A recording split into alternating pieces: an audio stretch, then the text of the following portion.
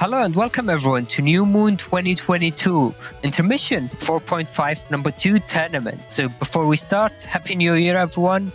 I know I'm excited for 2023 with the release of the collection coming up, but hopefully the year holds many more causes for celebration. And we might or might not be planning an event before the collection drops, so make sure to keep an eye out in the coming months. We still have a few months, so there's still some time, but definitely keep an eye out. Alright, but with that out of the way, welcome to the second 4.5 stream. I'm sure most of you are familiar with the format and the tournament by now, but just in case, to go over it again, so EXE 4.5 is a side game that was released in Japan only, but thanks to the hard work of the Battlefield community, we've had it translated and available to play for everyone. But the special thing about this is that it's a patch that adds a lot of balance improvement by Gregor Master, but the game also inherently allows you to play as 21 different navis. So you can have access to navis that you've never seen before and abilities that are very interesting actually. So I'm looking forward to going through them. And I'll be posting a link to some of the abilities and navi things that Gregor Master put in chat, so make sure to give it a look if you're curious what they do, but the information will also be on the screen as well. And before we start, I do want to give a shout out to the donations that we've received since the last stream. There was the monthly donation from Red Ace 100 with $6, so thank you again for the continued support. Bitmuffin donated $15 saying, "Have a nice big cannon," which is a reference to that tweet from Capcom, which I thought was really funny. And then finally, Marvino donated today saying, "Happy New Year and win GP, to more net battles and a good year." Thank you and Happy New Year indeed. Alright, with all of that out of the way, going to be joining us on commentary today is SoulXCross and Mars. Hello guys. What's going on, guys? I am so hyped to see some more Balner 4.5. Thanks for joining with us. Well, if it isn't the SoulXCross. And who's this I hear about? This Mars character. I am not Mars. I am Marismus Trier's Snowman Gifticus Twinkle Flame Laxrod III. Pleasure to be of Scurbus.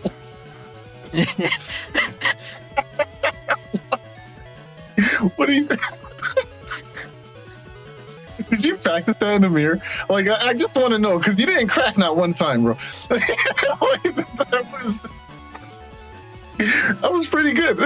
And Marismus Trier's Laxrod III, as I say quickly, does not crack.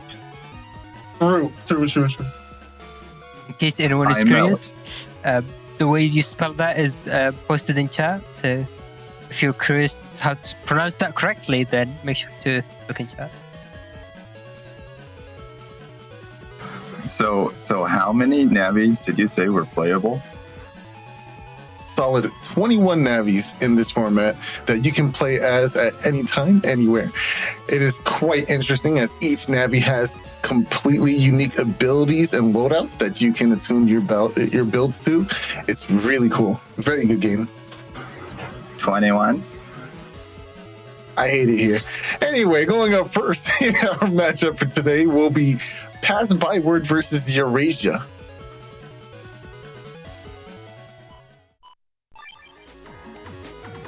All right.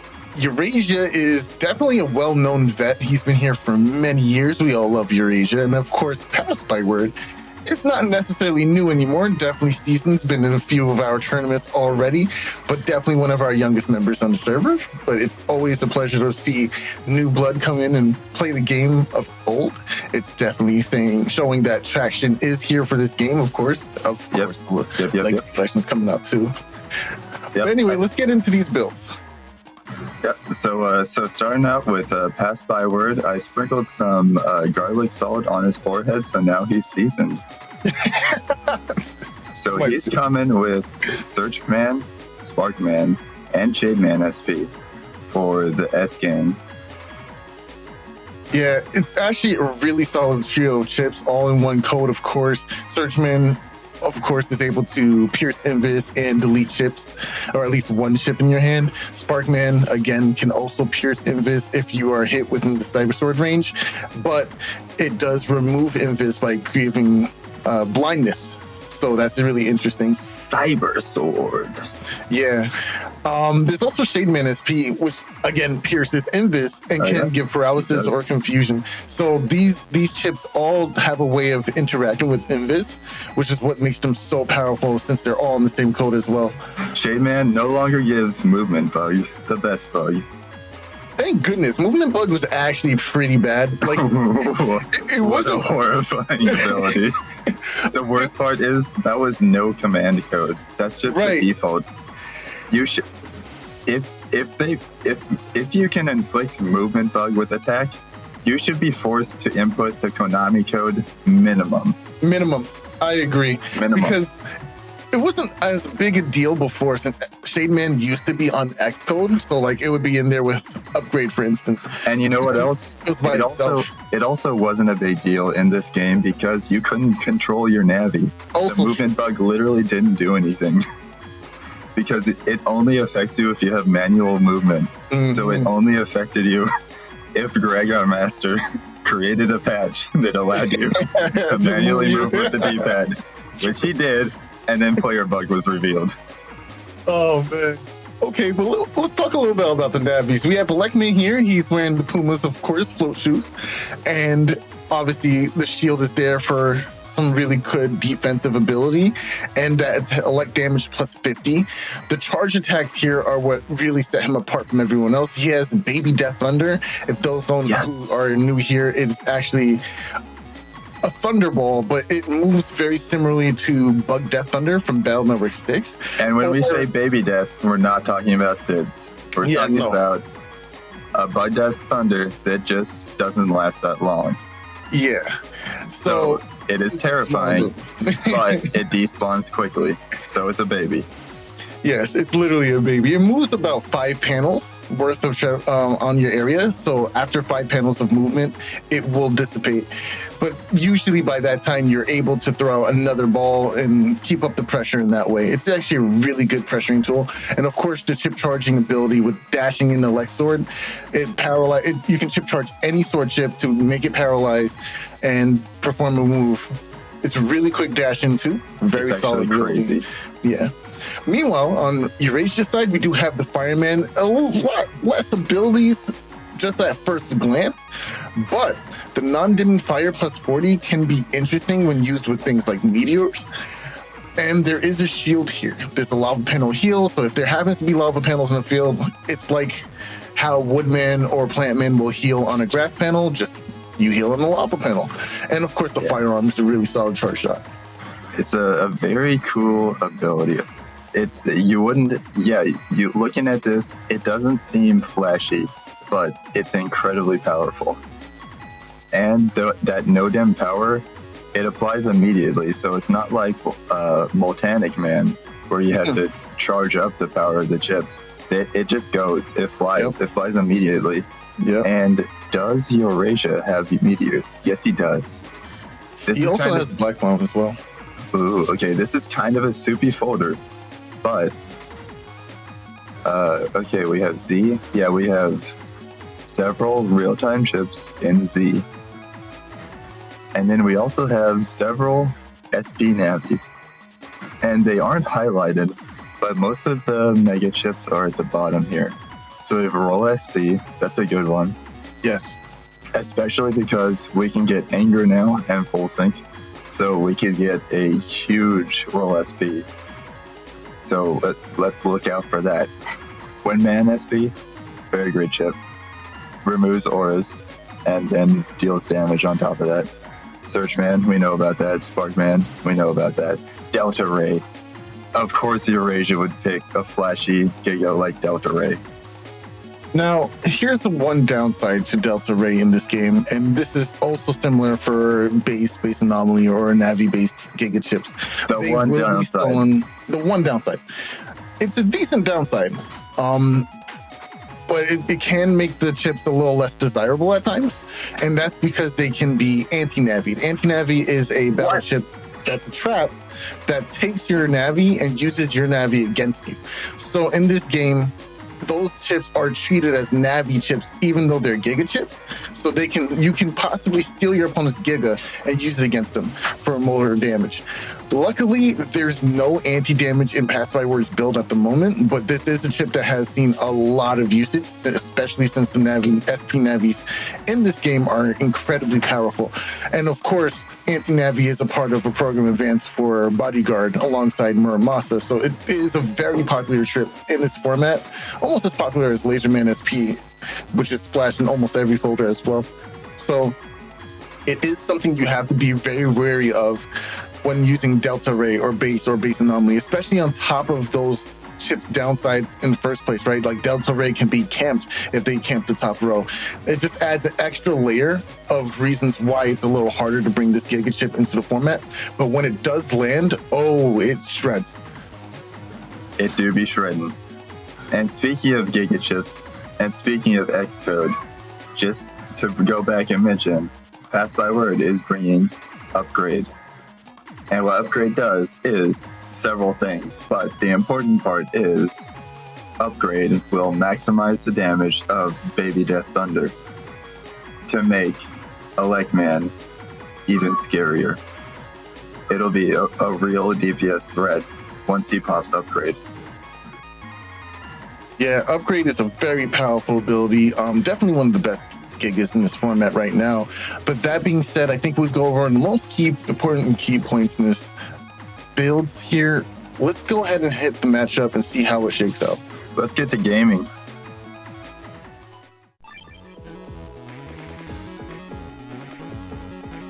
Starting out with a grass field. This is a really good field for Eurasia and quite possibly Passbyword here as well. Since Eurasia doesn't have any Pumas on, float shoes, he's gonna have to be forced to move around those sand panels. Ooh! Oh, flame line! Just raw. Ron in charge. It does have a really nice quick startup too, so that was pretty hard to dodge and avoid.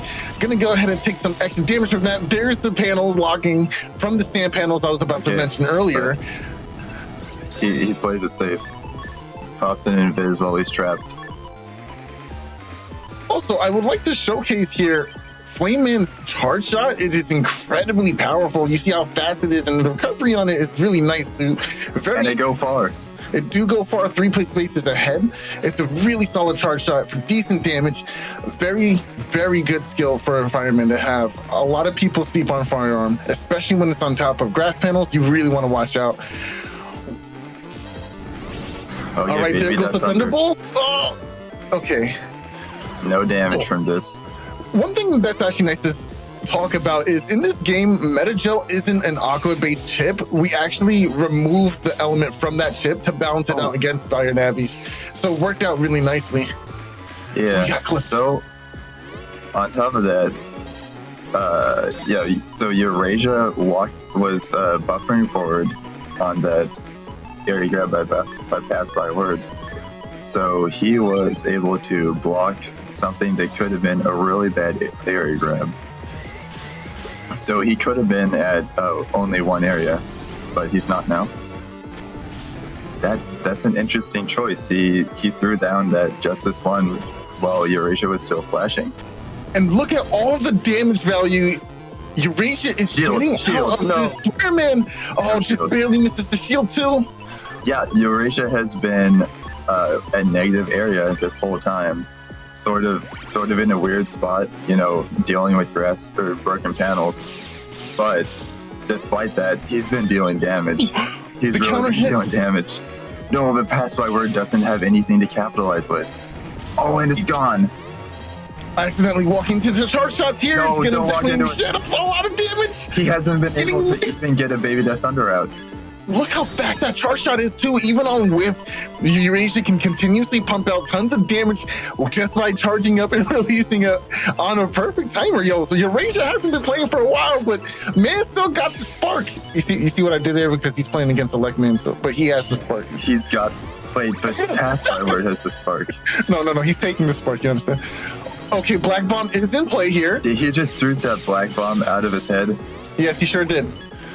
Oh, He threw another he one. shot 2 of them. Oh, anti-damage. Very well placed anti-damage, and the Thunderbolt does connect again as well. Now he's getting thundered on.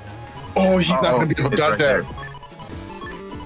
Yeah, no, Passbyword is definitely taking this damage on incoming. Passbyword for Sanctuary is interesting. Run away, run away. No! Yeah, he can't dodge that. Now, what's really cool about Sanctuary in this game is that it's very, very difficult to remove. There's no element SP or chips like that that can help you do damage and get rid of the Sanctuary panels on top of that. You have to go out of your way to run things like get in 3, I believe, for poison panels, etc., or get in 1 to get rolls. Oh no! But he didn't need it. He didn't need to remove that holy panel. Wow, that was crazy. That was so much damage. Tough. That was a lot of damage. You see, there goes the showcase. I actually recently did a PvP tier list for this format, and I feel like a lot of people really sleep on Fireman and what he can do. The damage is insane with this Navi. I did. Oh no! Okay, he hit him, but he caught him this. That's like 70 damage per meteor. No, don't counter hit yourself. What? Double area grabs here is actually going to be really good for Passbyword. Yeah. You will not be able to avoid the Thunderbolts now. No, don't run. No. How is Eurasia doing this? Man. How does Eurasia have so much power? You keep moving into the charge shot. It's really hard to avoid at times, but having the anti-damage here to completely block the prevent here. Yes. This means you won't be able to keep this area and go for charge shots. But will he be able to? Okay, nice, he refreshed it. He refreshed it. That's good for him. No, but it's reset. Eurasia knows what he's doing. These charge shots are very devastating right now. Amazing! Have a blessed day. Okay, and another shield, but too early. Not too early that time. Nice use of the shield here. Just remembering he probably had it. Accidentally went for it. I was like, oh, hey, wait, I have one of these. So I'm going to go ahead and start using this. All right. Oh, but Magbolt is a very scary ship. Yes, very scary ship. Burner Man's going to go and do 3 hits here. Oh, very nice, very nice. Unfortunately, Eurasia is dodging both of them. That was so intense. Dodged.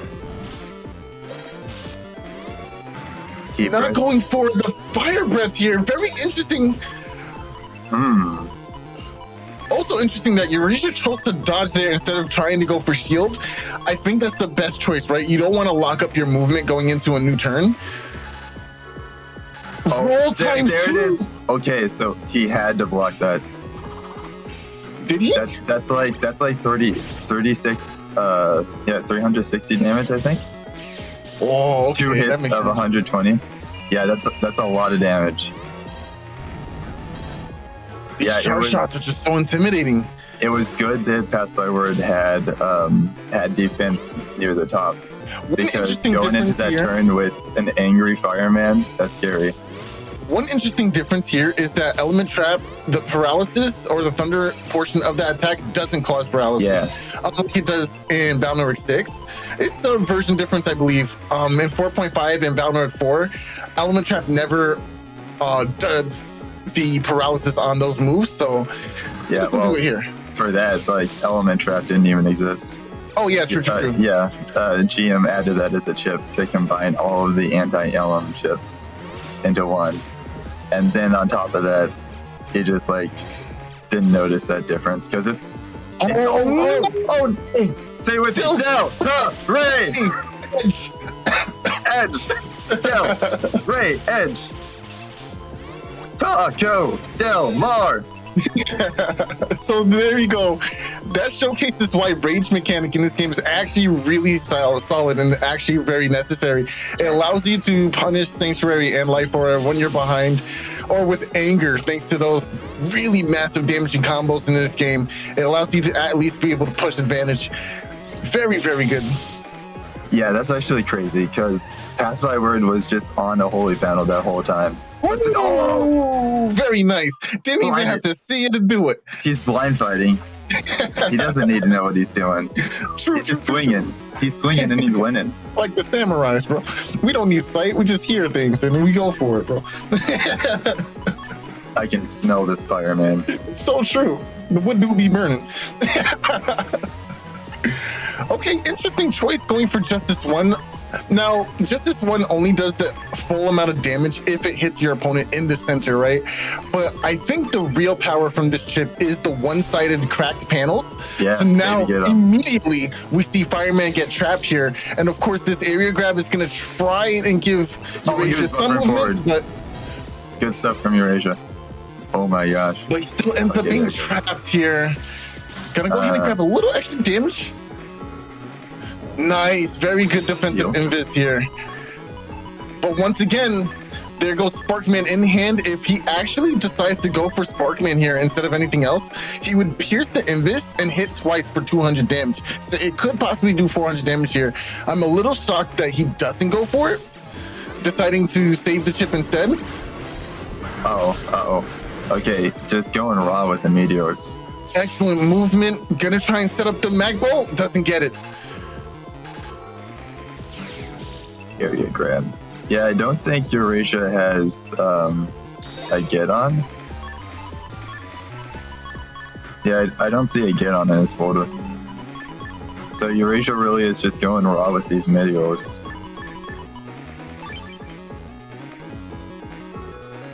Grab Revenge is going to go ahead and grab back this panel for Eurasia. Yeah, easy way to remove that anti-damage since Passbyword wasn't camping forward anyways. And now as you see, Eurasia was flashing but is not anymore thanks to Sparkman removing the invisibility with blindness as curse. And Eurasia also cannot see. He cannot see the Passbyword.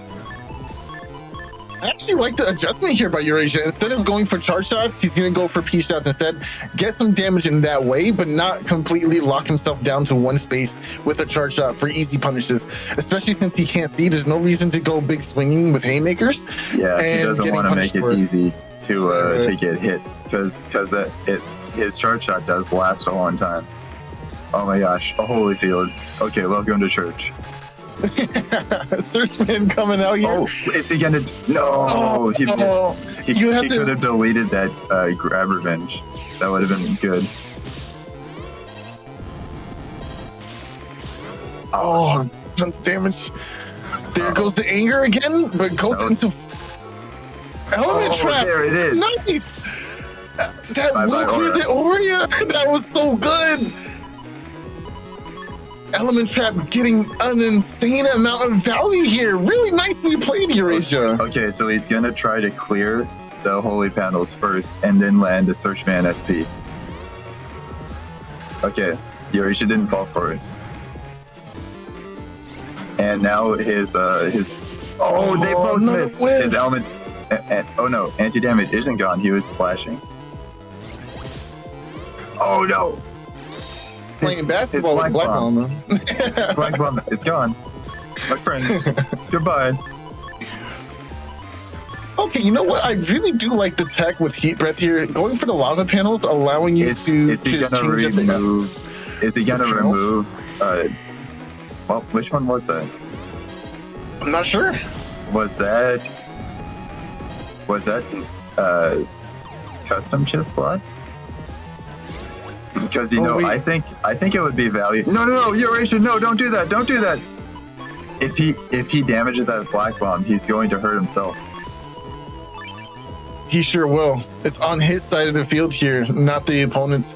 Also, what's interesting is the fire heal that was given to him by Passbyword's Heat Breath chips there, making lava panels. That's really good value. And then unlike grass, it's not so easy to really remove lava panels. You have to actually use aqua chips or another way, or just step on them to deal with them. So you're kind of forced to take it.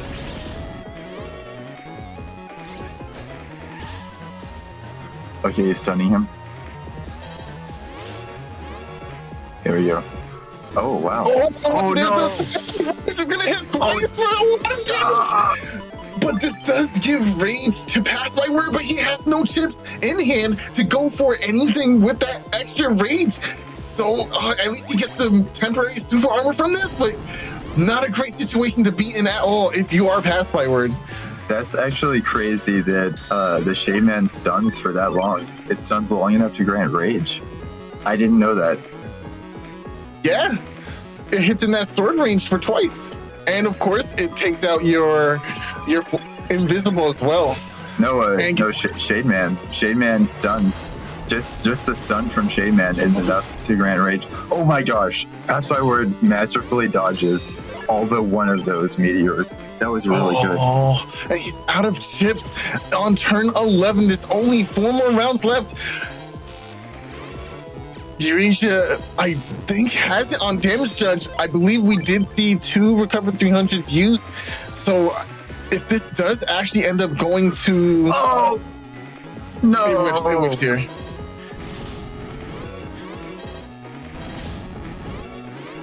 Okay, getting good charge shot value. I think that if it's in neutral, somehow it's favored for Eurasia, even though he would have to deal with Baby That's Thunder normally. He's actually doing pretty alright. Thunderballs are being placed here. Gets hit by both of them. Trying to go for the shield, I believe, in that situation, but ended up whiffing. Woodman gonna do half damage. Okay, so we're coming up really close to damage judge, and even though Eurasia has more starting HP, Passbyword popped 2 recover 300, so he's back up from 600 damage more than his starting HP. I think that Eurasia might win damage judge. No, 100%. It's no contest. Oh no! He didn't win. Passbyword won. Yo! Let's go! Oh, it must have been the heal from Roll. Very nice, excellent game. I did not expect that. Excellent game by Passbyword. Yeah, because Eurasia has recovered 300 total from 2 recover 150. Mm-hmm. But I didn't think you would really beat down that much. But that's crazy. That was about 200 damage difference. Man, that roll times 2 was more than enough to give that huge amount of HP back to Eurasia there. So we never actually took that into account. We only counted just the recover 300s. And that's how we got the situation that we ended up with there. Very nice game to both players. Yeah. Uvu says the judge has spoken. That's true. The judge spoke and it said, "Shut up, Mars." Oh, okay. Yeah, Timpani is right. So at the start of the match, so Passbyword popped a Recuv 300, but he was just like, he had only taken like 10 damage. Mm-hmm. So that's, yeah, so I hadn't remembered that, but yeah, I can remember seeing that now. So yeah, Passbyword was just dealing more damage. Excellent game to both players. Now, moving on next, we do have 2 newer players, Alpha and Hunter.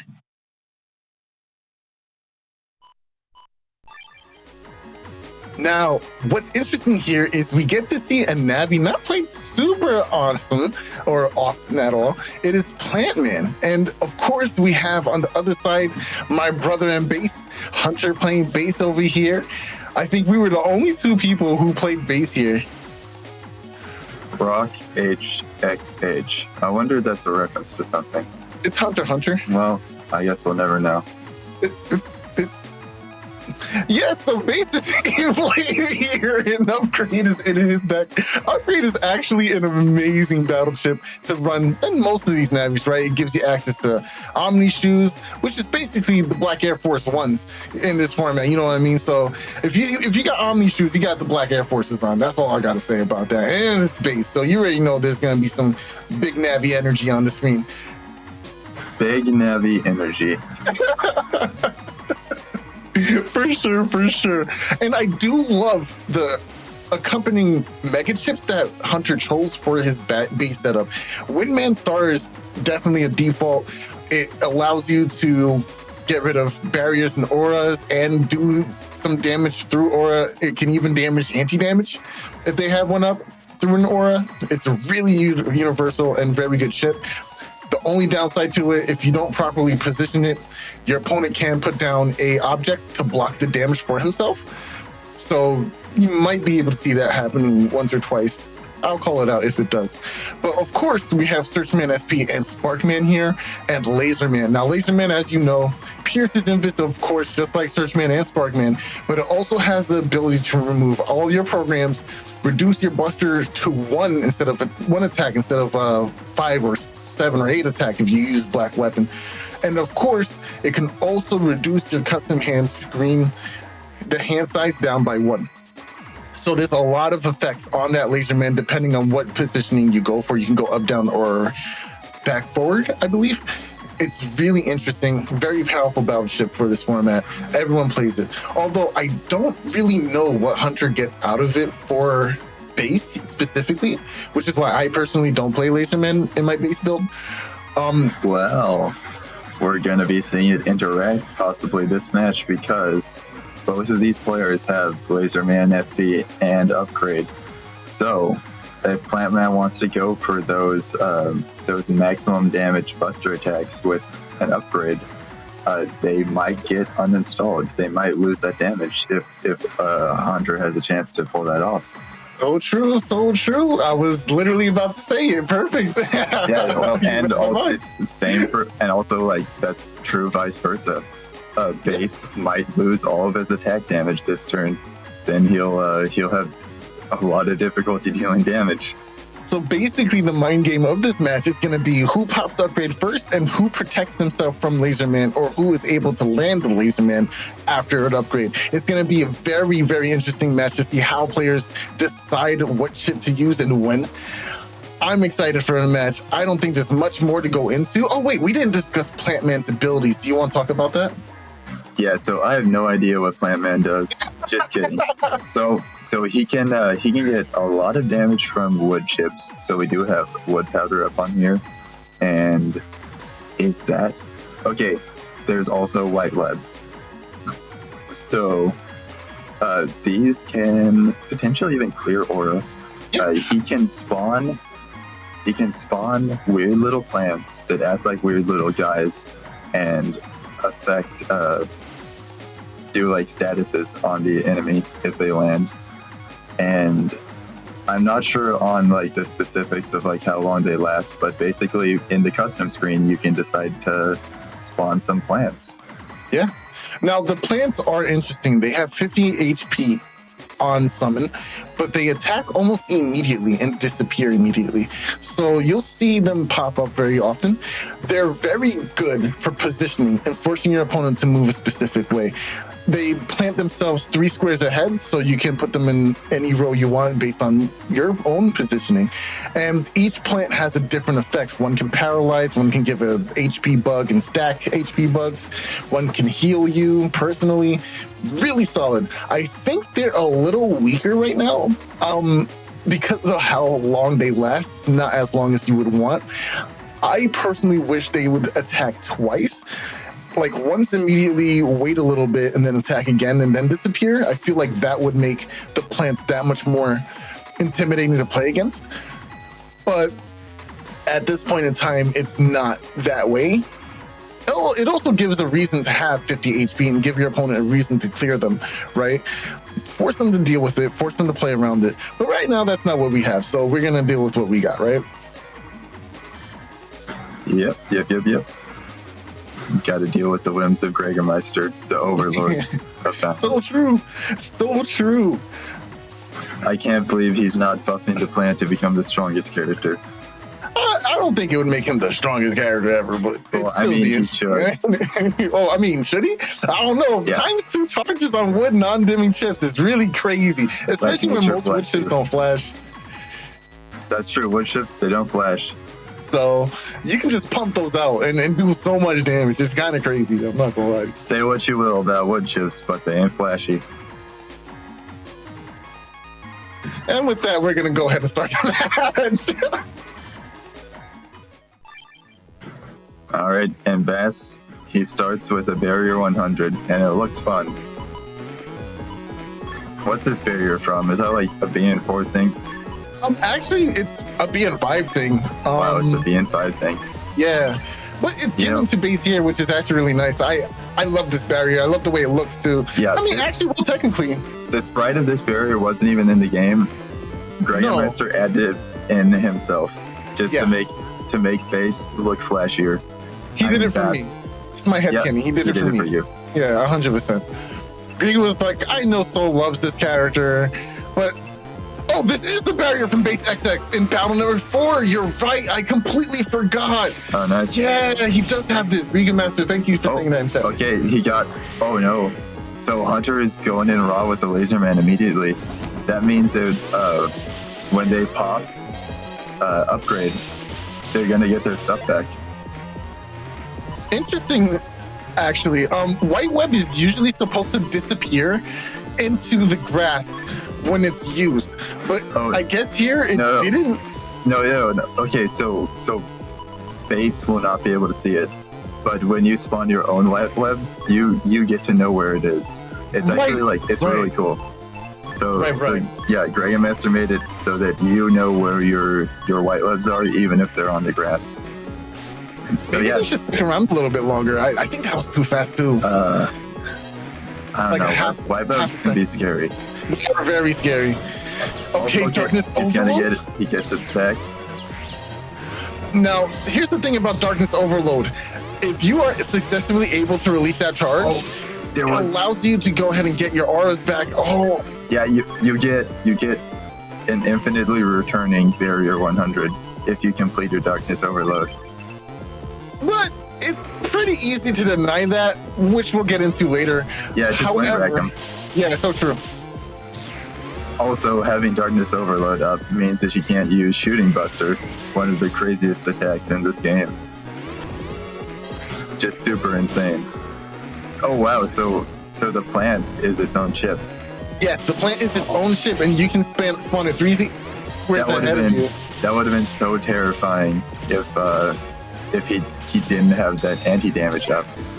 But since he did, he blocked the entire Burner Man SP. That was a lot of value on that anti-damage.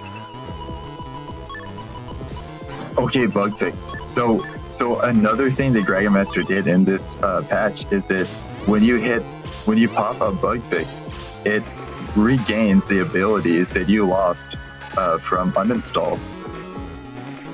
So Hunter starting out with a raw Laserman SP is not very much value. It's actually like all of that is going to be gone in just like a turn or two. I love standing here, camping this panel. Standing in this panel exactly completely denies Darkness Overload.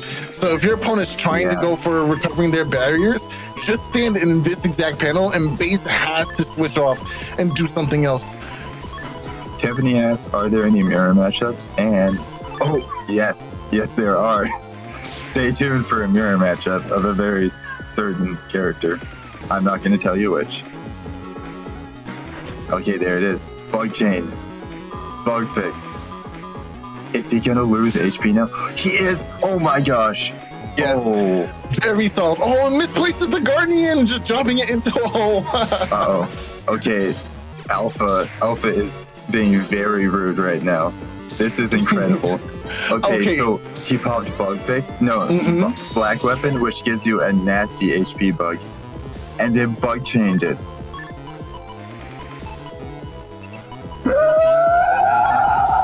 Yeah, this is gonna hurt a lot. Now we have to upgrade. Okay, so if Alpha can drop down this area grab and lock the opponent, oh, he doesn't. Okay, unfortunate. Oh, that would have been terrifying. The opponent also has upgrade now too. Okay, he's able to. Yeah, he popped bug fix, so now it's not so bad. Also, he can move over that hole. He's not trapped anymore. Okay, you see, Alpha's using the charges for like. There you go. That's how you do it, right? Space is actually stuck in animation when he's going for his charge shot, so you can always punish it by going for your charge shot in response, right? And completely denying most of his damage from that. That's how you play around Base's charge shot. You want to wait for him to release it because he's stuck. Take advantage of his movement. Okay, so Alpha did not. He did not draw a turn 1 laser man, so now he has it now. And he could get a lot of value from this laser man if it lands. Neutral area. No, it's not gonna hit. No, he's on a hole. These chips cannot damage over holes. Oh, he's stuck. Oh no, he dropped it. He dropped the upgrade. He can just do. He can walk. You can walk. What are you doing? Okay, it's gonna break this. Yeah. That's what he wanted the most. My man, and the recovery, nice. Okay. You could walk away. You popped upgrade. You haven't been uninstalled. You could go. You could run from this. I think he wants to recover. No. Oh, he didn't pop upgrade. Oh, he did not pop upgrade. It's okay. right there in his folder. Okay, I was wrong. What is going for another recover play? That's so good. Oh, he's gonna get denied it though. Oh, okay, but he can still recover. Oh no! Recover is happening. Okay, he's at 2 HP. He can win the match war. You have to go for charge shot. No, he goes for. Do you recover here? Oh my god! Nice, the center. He's going for the charge shot here. No. Oh, there it is. Yeah, that's right. Okay, he still didn't pop upgrade. So all Base had to do was just walk away, step out of the way. That muscle was so hyped though. Really being able to go for in that situation, the nerves of steel on Alpha here. That was so dangerous. So deciding to just stay locked in that panel, not pop the upgrade. Very nice. Opening laser man. Oh my gosh. Okay, this is basically nothing because he has anti-damage up. But that's so funny. It's so sad to get your laser man stolen. Oh, this burner man can do tons of damage thanks to this grass panel here. Only one instance of double damage, but it's still gonna be strong. And a recover plant in hand, and I believe the purple plant is the HP bug one as well. Oh no, I think that one gives confusion. It gives confusion. Okay, yeah. Oh, nice. And that was on grass. And he lost his Trumpy as well. Another there you go, punishing. That's how you do it. Wait even for him to removing release holy panels. Yeah, it removes holy panels. It's just such a good universal tool that Plantman has, and if you punish properly, you can just get away with so much damage. Oh, is he gonna do it? No, he's not gonna do it. Nice. He got confused. It's so funny how the nice, he just hit on that. Oh man, that's crazy. Okay. Oh, okay, we won't get to see. So he got hit by the plant. Let's see, does it blind him? Does it HP bug him? Not going for upgrade here. I kind of feel like that's a mistake. Oh, he took another hit. Okay, it's HP bugged. Oh, that was a little too soon. Uh-oh. Oh no. No, he should not have done that. Now he's trapped. Video Man, in this patch, Video Man will return your area when it's stolen. So Video Man is kind of like a Judge Man-esque character. So you want to use it after the area grab. Oh, it's going to do a lot of damage. But I don't think it was interrupted. Yeah, no, it wasn't interrupted. That's so good. That's terrifying. Meta gel times 2. Oh, it will be interrupted. Just hold on. Hold on to your charges. Wait for him to release. Plantman is standing here, just like, oh, I can't move, but I can still delete you. Man, if only Alpha was punishing Base's charges more, he'd be getting so much value out of the stun. Yeah, he could just stand on it and be like, hey buddy, I'm just waiting for you to act. Oh my gosh. This can KO, this can delete. Yeah. Very nice. Gone. Deleted. That was tough for Hunter there. But now we have a game 3 situation. Hunter still very much in the game despite losing this last round. He can still pull back a very big upset or a comeback victory, if you will. Okay, this is a strange hand though. Bug Chain, Laser Man, Video Man SP is starting hands. This is, it's kind of not the type of hand you want to see optimally. Oh, he moved up. Nice buffer, nice buffer. Yeah, that's good. Gets the shield. One panel. Goes for the second one. Missed both. Oh, he could clear it. No, why did he release the charge shot? Why did that work? The custom screen, the custom gauge was full that entire time, and he released a charge shot. Neither player wanted to end the turn there. How interesting. You know, you do have this option of going for the next round, right? You don't have to. And if you're in a winning position, there's no reason to rush to a custom screen menu. Well, let your opponent do that. It's true, I guess. Okay, he removed his metal stage. Oh, didn't get interrupted because he had anti-damage. Okay, very interesting. Is Plantman going to throw out a VAR sword a real input? I don't think so. I think that it's going to whiff here. I don't think Alpha was able to get it in time. The thing is, like, even if they did, they don't want to hit that Guardian. Okay, yeah. Oh, Sandworm! Blocked. Stuck. No, anti-navi. Yeah, anti-navi's going to go ahead and... Don't hit that Guardian. Nice. And deletes the chip as well. Chip deleted. Oh, he's trapped! Oh, he's trapped! Oh, the double right hand into the Oh my gosh. Very nice. So much damage. Oh, he was able to get another charge shot in there too. He can have some amazing setups here. Go into purple plant or one of these plants to be able to mount up an extra amount of damage. He could land another plant for sure. Oh, by the way, the plants, they scale based on your attack stat itself. So if you black weapon, those plants will do more damage as well. It's very, very good ability. Weaponized plant. Nice. There's the punish. Go for the plant setup. Oh, nice. You landed on the plant. Oh, there it is. That's them's those chips. Oh, one more thing. For those who are unaware, the plants show up in your hand based on the amount of wood chips you used in the previous turn. So it's like he's actually planting. That's crazy. It didn't hit there. How interesting. Jones Reborn. No, there's nothing here. No objects. The Guardian is still alive. Okay. There it is. He got the combo off. We can't see it. But I think that base is losing HP right now. Oh, ouch. Okay, the darkness overload got interrupted. No barrier on Hunter for you. Yeah, you couldn't see, right, in that situation, so Alpha was unaware of what charge base was going for.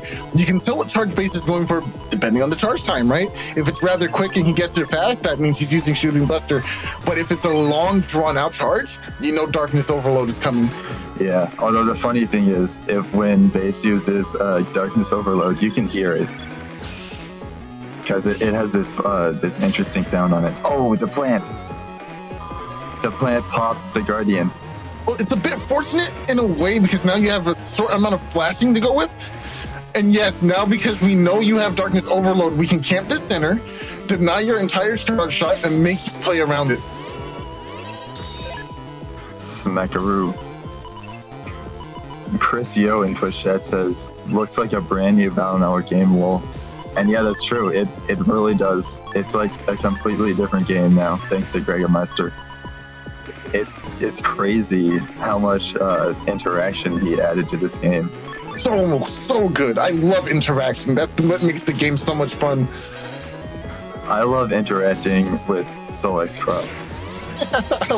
I love interacting with Mars too. Base stepped onto the one non-grass panel right as Alpha used that 2x charge wood beam. What's that chip card called? Greenwood. Yeah, so he used the 2x charge Greenwood, and so base protected his aura from that. That would have been a lot of damage, especially because he's only got 466 HP left.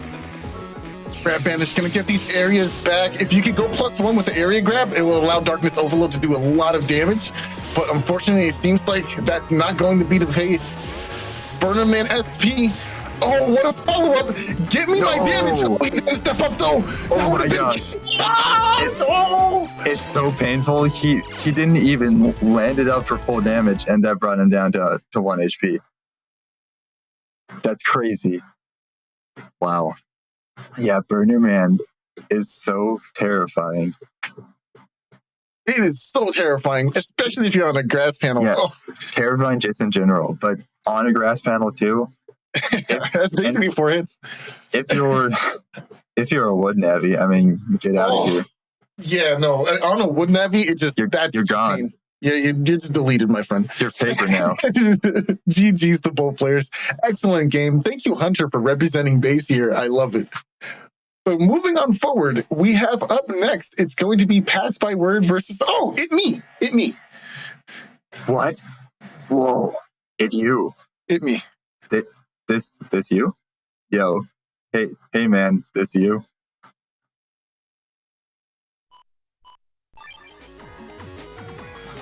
Okay, so we've seen one of these players, we've heard one of these players.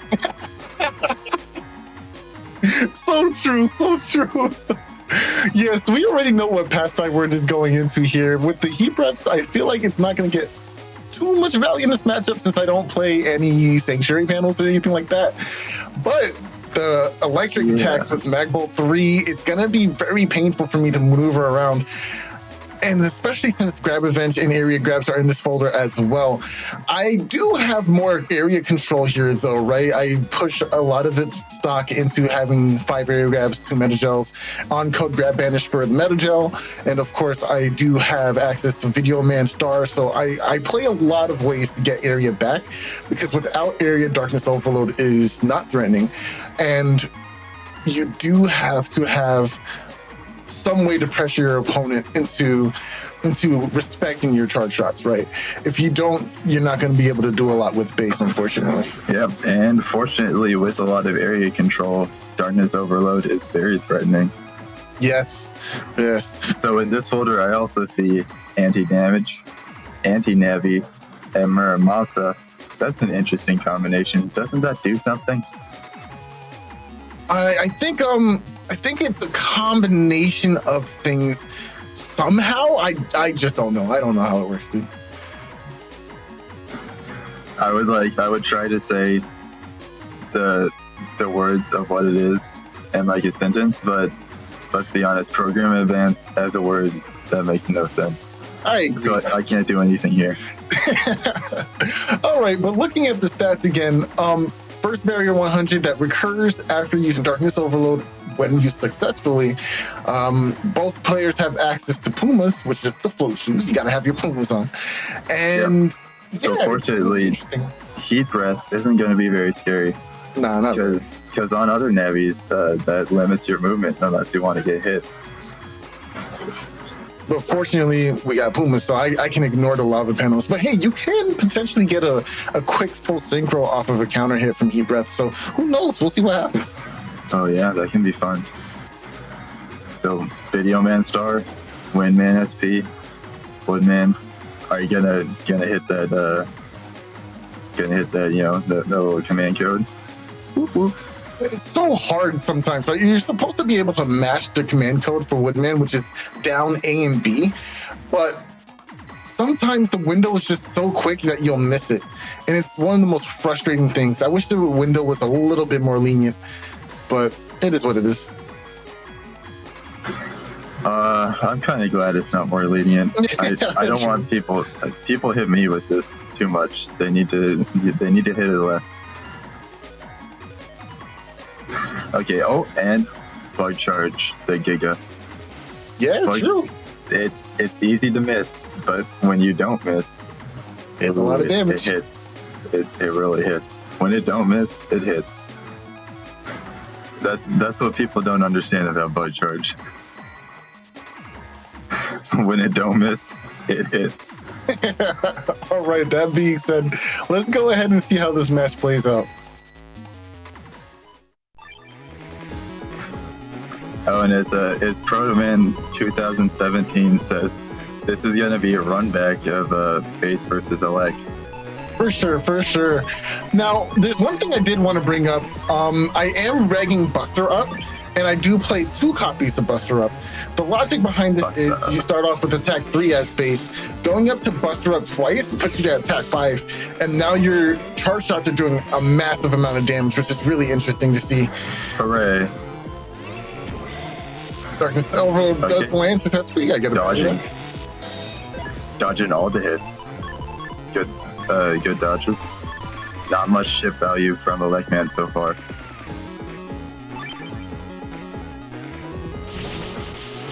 He's gonna try to remove this. Well, if he's lucky, he doesn't have to remove this barrier 100 with wind. But if he's forced to, he brought wind back. Oh my gosh, getting so much value from these holy panels. Blocked a BDT and also an anti-damage. Really difficult to maneuver around the Thunderbolts if you don't understand how they work. But having the Sanctuary panels here was definitely helpful in doing that, which is why Passbyword immediately tried to get rid of them. Here comes the Giant Fist.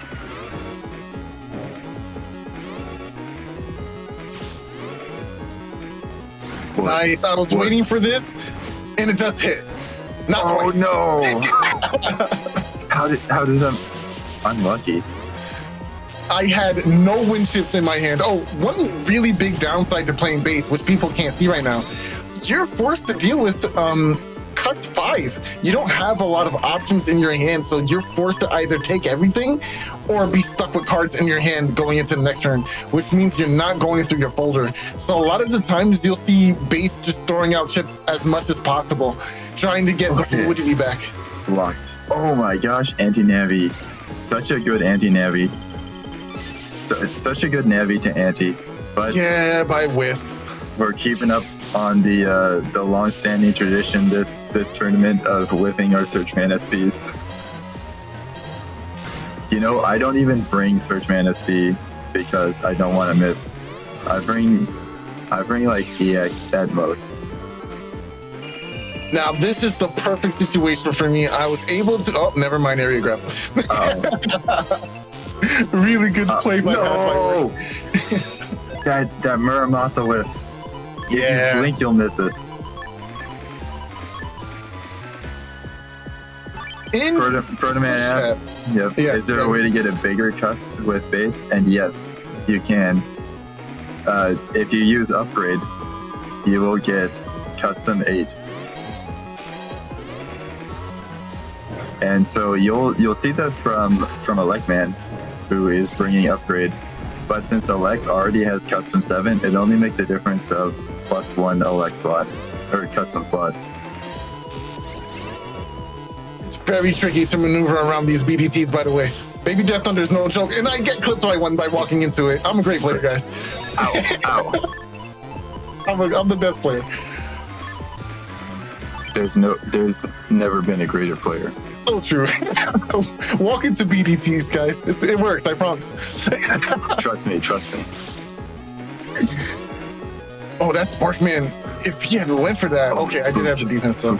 Oh, okay. Well, this invis will be removed, but he blocked the damage, so that's okay value. That's not bad. And these area grab wars, they're going strong. Still a neutral area. Oh, I not more. really want that panel back. So, Oh, whacked. nice with the wind rack. Wind whacked. I just wanted to do it so people can see it on the stream. But yeah, that's exactly what happens if you camp that center. I can't go there. It's not my panel. He's getting bullied by a luck man. Somebody help. Send help, please. Uvu in YouTube chat says walking into BDT is a mix-up. So true, Uvu. Thank you. So true, Uvu. Now, what you should see is me trying to purposely walk into the balls, right? To go ahead and take them. Now you get to clear them because that's the difference between Bug Death Thunder and Baby Death Thunder. Because Bug Death Thunder can clear the aura. Baby Death Thunder. Passbyword's movement is so good here, but he just barely whips. Blocked it. Wait a second, was that? Oh no! You cleared your own life aura by pulling out Darkness Overload. No, it's actually impossible to do that. No, it's not. No, it is impossible. Wind gusts. Yes, wind gusts do not. They do not have friends. They don't come here to make friends. No, don't. They don't care about your allegiance. Wind gusts will destroy you, friend or foe. I tested that in BN6, and yep, wind gusts will just clear your own aura if you invade someone's panels. I for a second thought you were saying that the barrier gets rid of my life aura. No, that doesn't work. But yes, the wind gusts. GM made sure not to. Yeah, because that's what I was thinking of. Like, okay, he used Darkness Overload. Suddenly, his life aura got replaced with Barrier 100. How? Why? I thought GM made sure this didn't happen. But yeah, it was because of that wind. Oh no! It's charge. My signature technique. It don't miss. That's so much damage. Oh my gosh, that's too much. His bug got charged for deleting nabbies in the open world. So true, so true. Now, in order to circumvent that loss, right? Passbyword needs to win this and keep the game going, of course. But one way to do that is to play the area game a little bit better. I think Passbyword got a little nervous and went back a couple of times, which allowed me to lock down some area. You really don't want that to happen versus space. Oh, and now you're starting out with the wind panel. Oh, but he also clears my wind. It's so bad. I needed that to try and confirm some of these charge shots, but now that he's able to do that, I can't. Okay, now he has Sanctuary up. What can you do about this Sanctuary?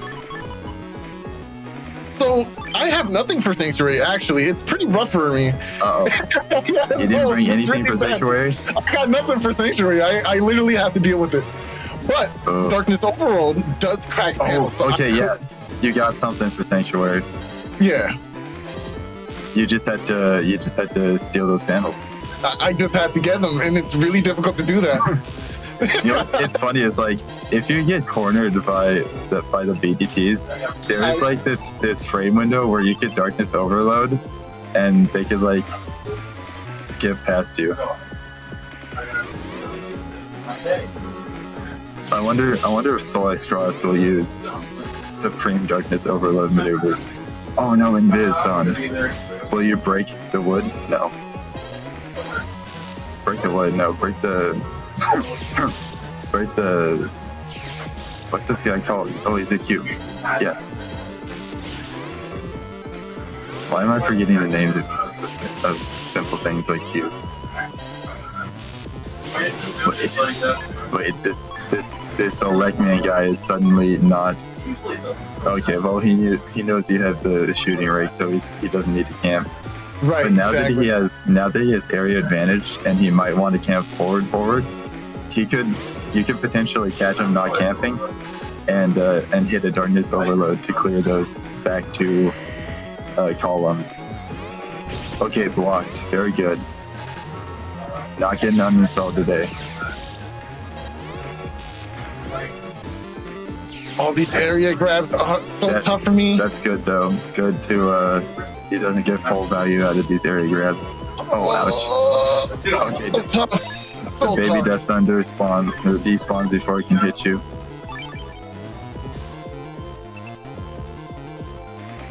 Let's see if you have maybe a grab vanish. No, I just have area. It's got a life aura. Okay, good value from this. Oh! Ow. Yeah, it's pretty tough. Oh, I can't even go for charge shots here. I have to focus purely on defense only. I did get some damage value there. Yep. It's shooting a little bit. The anger play is what's scary here, right? Because I could just come out swinging with something like Whitman SP or Burnerman, but the Sanctuary panels just makes it a regular attack. Oh man, this is such a tough match. I didn't realize how imposing this was. Like, this is really bad.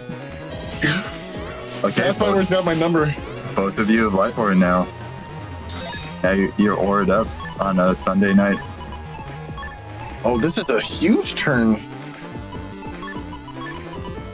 Did it matter which order you took the recovers? Passbyword? It's very important, very important. Which one do I pick first? Oh man. That's like the B movie, like black and yellow, ooh, yellow and black.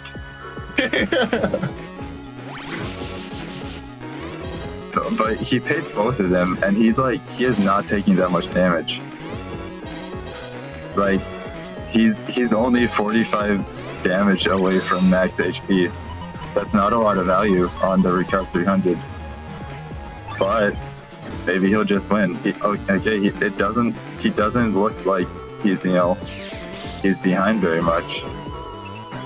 So he's probably thinking, I won't need this. Oh, 1 HP. Let's see if he can prove him wrong. I finally get a decent lock here, which means I can start going for Darkness Overload, but I don't have it. The one turn where I needed it. Scary. Oh man, that was so tough. It was one decision. You stayed on the shooting rake for Shooting Buster for a long time, almost the entire match. It was too hard to go or justify bringing Darkness Overload, but I should have in that turn, simply because I had the Metal Gel, right? The opportunity for it to happen is there. So that's the fun games. Yeah. Not a lot of value from this Justice one besides just clearing your barrier. The broken panels don't even matter. Yeah. Dusty, yeah, okay. Passbyword is the one with Blazing Man. So if you wanted to take away your Pumbas, he could, and then you'd be potentially stuck with broken panels. Oh, yeah. Okay, he dragged you over. It's a good. I really want to also showcase here Passbyword's movement and defensive play here. It's so good. It's actually quite immaculate. Good in Viz. Very good in Viz. Playing around all my charge shots and still being able to pressure so much damage. Yeah, it's just incredible what he can do here. Oh, Passbyword has ragged Grab Revenge. That's crazy. Which is actually one of the reasons why it was difficult to get locks in the first place, because now he can simply go Grab Revenge, take this area back, and now Darkness Overload doesn't matter again. Yeah, that's very difficult to deal with. He's fully dedicated to that area control. Okay, all of that going back to neutral. Oh, and he blocked the spot. That's the spot you want. That is the spot. I'm just crying inside. I'm like, no, step back, please. Where's all your wind rags? I don't know. I can't find them. I'm not a good player, so I don't draw them. Oh no, you only have one wind rag. Yeah. Oh no! What? That was right there. Bro. What? That's one of the things about this build, right? It allows you to just go for Muramasa since people want to camp that space so bad. I mean, when you lift the Muramasa last time, I said blink and you'll miss it. But this was a true blink and you'll miss it moment. That you didn't even see the sword. It just, the text popped up and you're like, nope, it's gone. I wanted it so bad. I should have been a little bit more patient with that, but I really wanted it. Or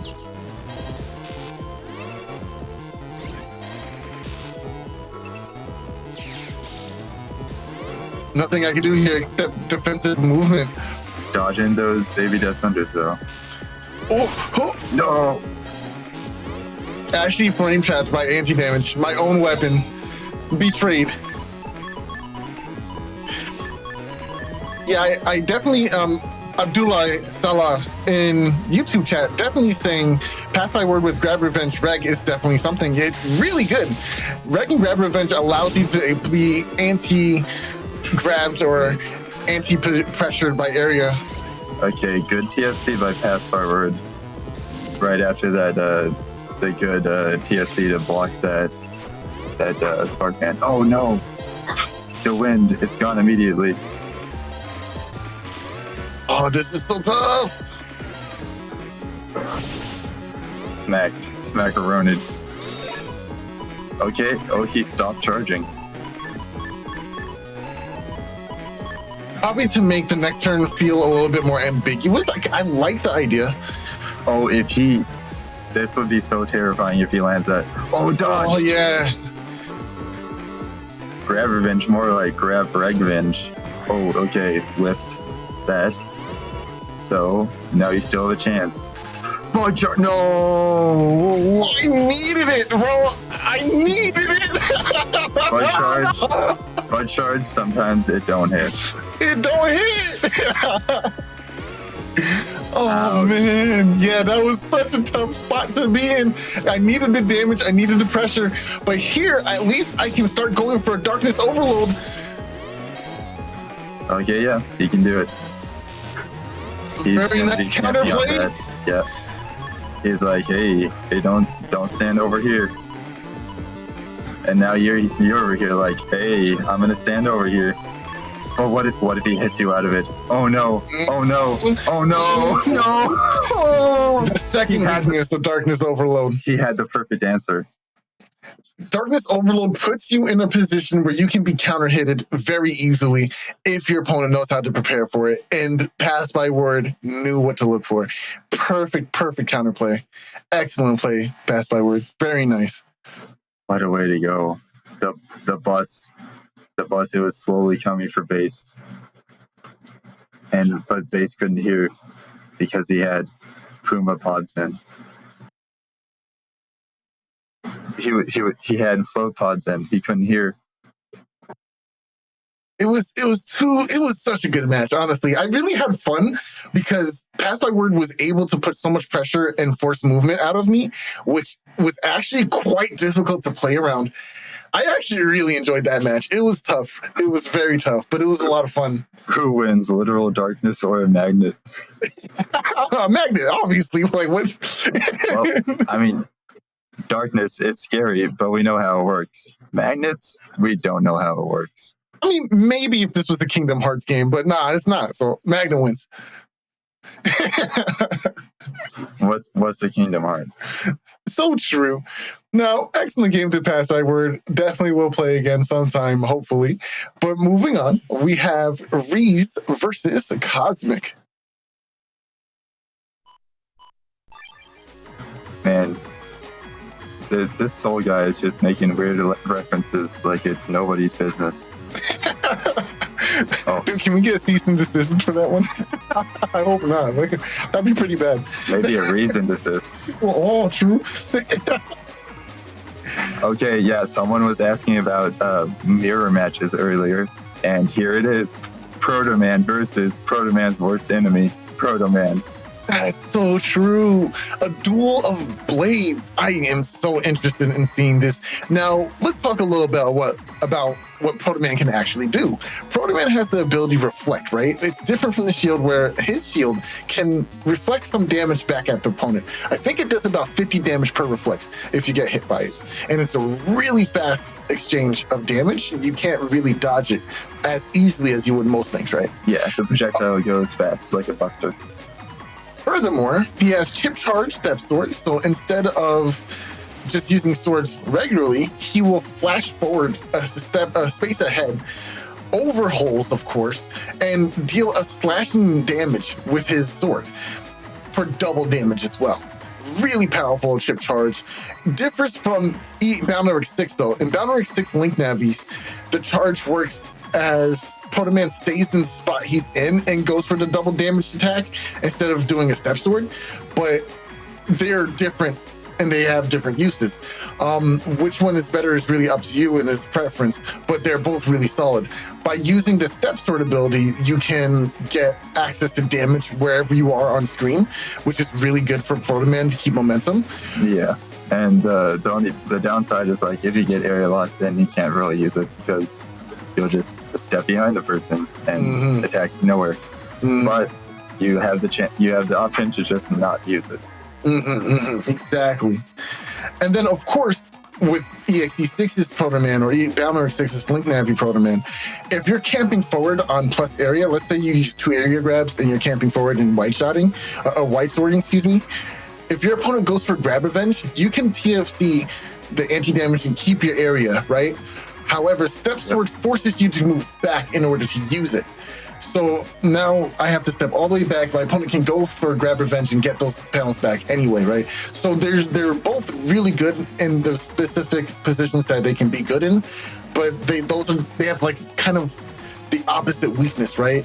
And it's all about area and what you want to prioritize with your Proto Man build. Either way, he's extremely flexible with what you can do with him, so it doesn't really matter in the grand scheme. It's really interesting how that works out. Yeah. So, speaking of interesting, Cosmic has an attack plus 30. So I'm looking at this. I'm trying to figure out which chips would go best with attack plus 30. I think the idea is to throw it on Bodyguard. Anti-Navi, Anti-Damage, and Muramasa are in this folder, so Bodyguard is a program advance that's very much online. Yeah. I don't know if Attack Plus 30 goes on that, though, in this game. I'm not sure, because I think Bodyguard doesn't have an attack stat or something like that. Oh, interesting. I mean, usually it does, but it can be, like, there are cases where, like, you can't buff certain VAs. Yeah. So, but I don't know. Attack plus 30. It's a null. It's like it just applies to almost everything. So we'll see. There's other things he could do. Cosmic could apply to a Windman for 3 hits, a Hawk Cut potentially. A Z-Saber. A Z-Saber is I was just about to talk about that. If they land, talk to us about Z-Saber? There's a secret ability to press. I think it's B back during like the last hit of Z-Saber, and then you will get a supersonic blast for an additional hit, and that one will cause flashing, and it goes forward, so it's very difficult to dodge. And the attack plus 30 might also apply to that attack, so that's 30 times 4.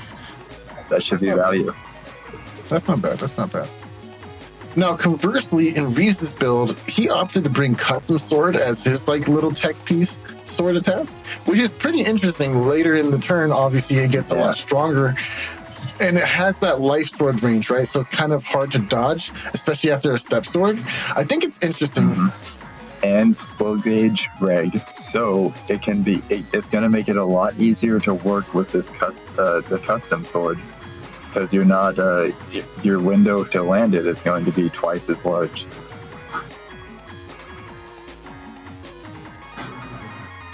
And I think we're good to go. Yeah, Reeze also has anti-swords. That'll be interesting.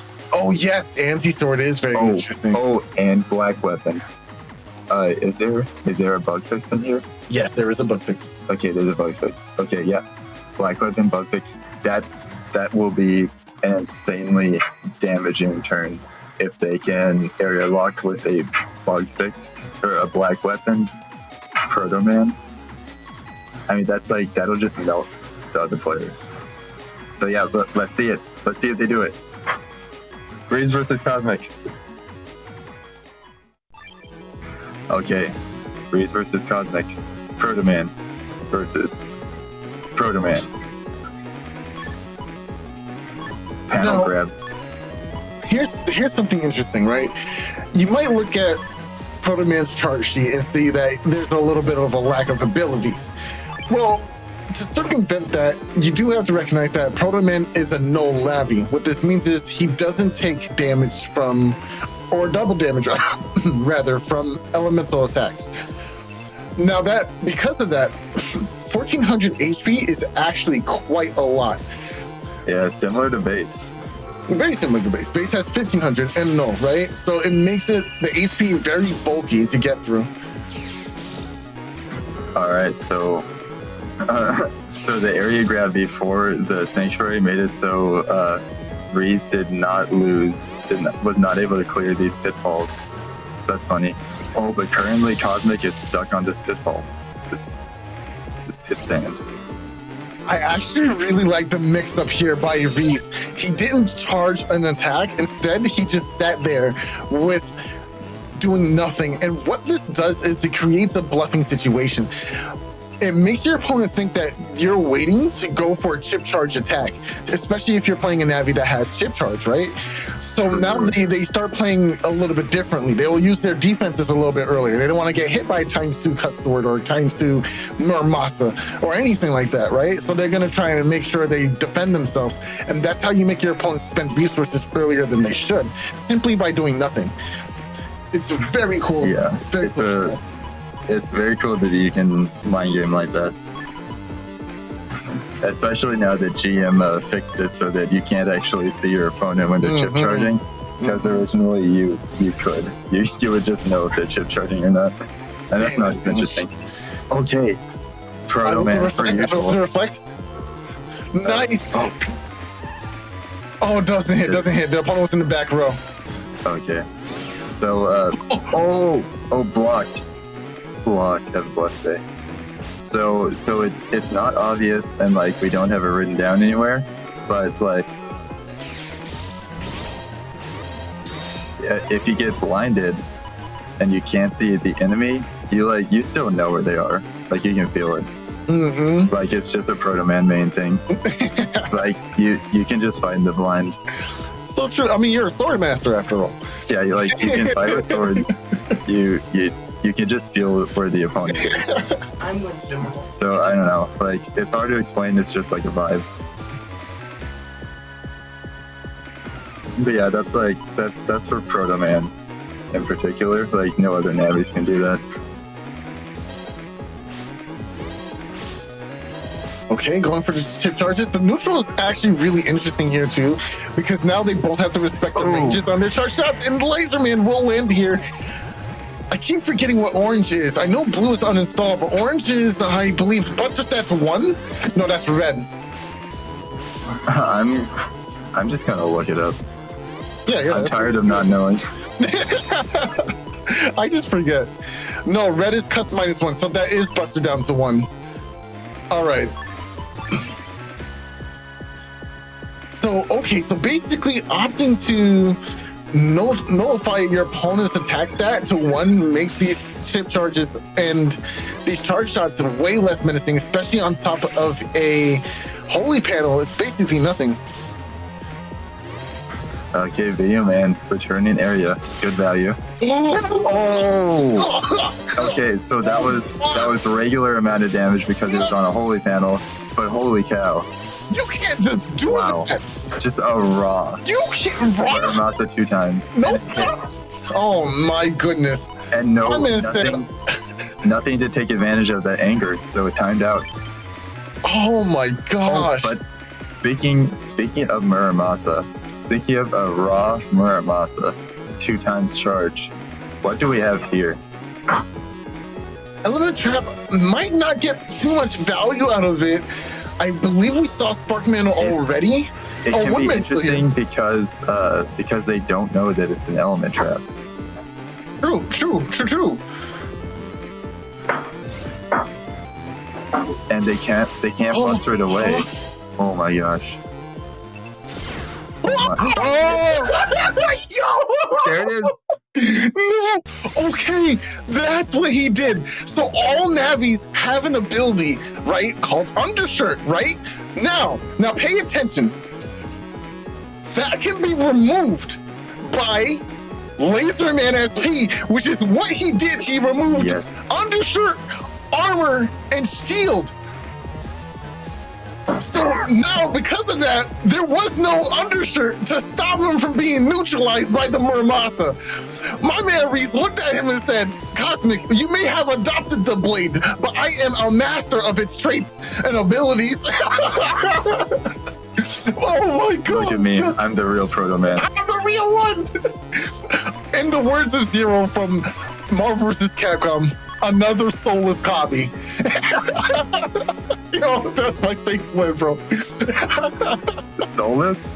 Soulless. Oh, wait. Did I plug myself shamelessly? Oh, man. Okay, right, starting right out with Anti-Navi. This could be interesting. Anti-Navi this early is always scary because you want to be able to grab back area with Video Man. You want to be able to do some damage with Woodman SP or Protoman SP. You want to be able to push some kind of advantage, right? Oh, he ran out of the way. Oh, it was anti-damage. Good value. Oh my gosh, stepped over again. Takes 50 damage from the barrier though, the reflect. Okay, if Cosmic was paying attention, they'll know that they don't have anti-damage up now. He decides just to go for area here. Interesting.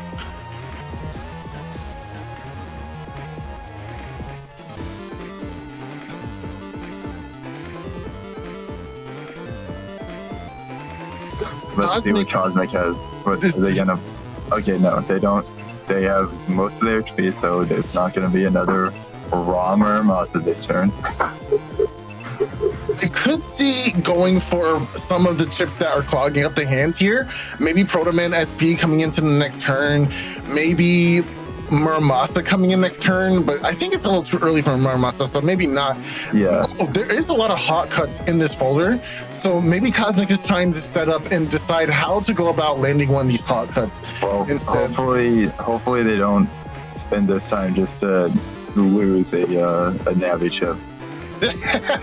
Yo, that would be so unfortunate. That would be so Doesn't that suck when you're like, oh, I'm gonna get so much value out of this hand, and then the first thing just gets like your most valuable chip gets anti-navied, and then you're just like, well, now I can't do anything. Oh well, I guess I should extend my hand for the handshake. Yep, I've been ruined. Okay, Grab Revenge does come down. Okay, and Reeze decided to delete this anti-navi. Oh no, actually Cosmic decided. But there it is. And punished, but not really. Now it's not gonna hit. That's not a lot of value. They could have just kept. Oh no! Oh, all 3 hits. Ouch! Feel the burn. Yeah, if you were able to hang on to your anti-navi, hanging on to the anti-navi would have been really good here because you would have been able to deal damage with their own Protoman SP and then drop down this very powerful anti-sword, which would have lured Cosmic forward to maybe use one of his own charge shots there, which would have triggered the anti-sword and get you another additional 300. Upgrade on this turn, which means there's nothing else in this hand unless it's defense. So this is very scary. Yeah, it could actually be a lot of things because you could air grab and return. Okay, nothing comes out of it. Nothing comes out of it. Oh, the footsies is so crazy with these white swords. And it's crazy how quickly this charge shot charges. Oh my gosh, it's like two samurais or two warriors of the blade running up to each other and clashing swords. That's what this looks like. Abdullah in YouTube chat says Reese throwing out laser mans and Muramasa's makes it look like he's the Dark Proto Man. Oh, true. So true, so true. Unless he uses holy panel, what does that mean then? Maybe he's just the off-color Proto Man. Nice. This video man will deny Reese the ability to gain back any of his panels here. Oh, was that anti-navied? He stole that? Yeah. Oh, that's a lot of. Okay, I didn't notice that, but yeah, that's a lot of value. Also, I don't even know what ship that was, but he just got shredded. It was the most powerful ship, the Z Saber. Does Z Saber itself save Yes, those sir. Zs? So true, so true. Oh, was okay, even able to get the command code too. Yeah, that's why I heard the command code sound. Oh, there it was. And return right before Okay, giving me a point interesting. back. That's not a good one. That's just being friendly. It's like, all right, before I go, I'm cleaning up this swamp for you. Woodman SP, if it hits twice, Uh-oh. that's game. Once. Oh no! Oh It hit. man, that's unlucky. Roll the dice and you win. Going to game 3. Let's get it. Oh my gosh, do you see all this? Do you see this hit? What in the world? This hit's disgusting. What are you doing over here? Yo, Cosmic, I'm sorry, but I feel like you lose this turn. Like, That is a lot of area and a slow gauge as well. So, will Cosmic have air grabs to? I mean, maybe Cosmic just has an entire hand of air grabs too. Maybe they have the video man or Maybe they can banish it. Who Revenge. knows? I don't know. Maybe they're gonna get shredded by this. Oh Okay, man, they're I standing don't forward. necessarily like this. That's, No, this is that's bad. already been completely mitigated. Okay, but they we stood do in still it have twice. 2 panel grabs. Yeah, but that's gonna be nothing. And look at this. No, the 2 panel grabs are still really good here for positioning. Right now, he can walk Sure, forward. yeah. He can stand in the middle. He didn't walk. Oh, forward. they didn't move forward. They're gonna get hit. Yeah, now we have to play real footsies. Yeah, now Oh, it's- this is. What did I see? Okay, they have a lot. They One have hit? more area. Okay, only So, one hit. only Only one one hit. Why don't you want to step back more? Despite all of these all this area grab, Reese has been losing the charge shot war. And they better not try to spawn in the back row. You can't spawn in the back row. No, you fool! You've trapped yourself. You can't do that. Not in Gregormester's town. Oh, actually, this is perfect. Oh no, it's not that bad. Okay, Deleted. Cosmic was able to deal with that very well. Nice. Okay, there's one. Oh my gosh. He didn't chip charge it right again because he can't. Yeah, there it is. Can't chip charge it. You step away. Yeah, says, it's no, really this is real neutral. Now, we literally just saw the showcase of why the step sword is a weakness. Because you have to flash forward that 1 panel to use your charged attack. Yep. Can't deal Now with can't Can't deal do with touch it. damage it. Oh, there it Exactly. is. No holy panel here. Now it's black weapon. Okay, that's going to be a lot of damage on these charge shots. And invis. Stacking it all. Okay, the turn Jesus. just started. Oh no! That's timeout. not gonna be a lot of damage. Okay, Reeze is bluffing right now. He's bluffing very hard. Uh-oh. No, why weren't they another charging? timeout. Okay, No- Shaman no doesn't grab. miss it. Oh, he's doing it.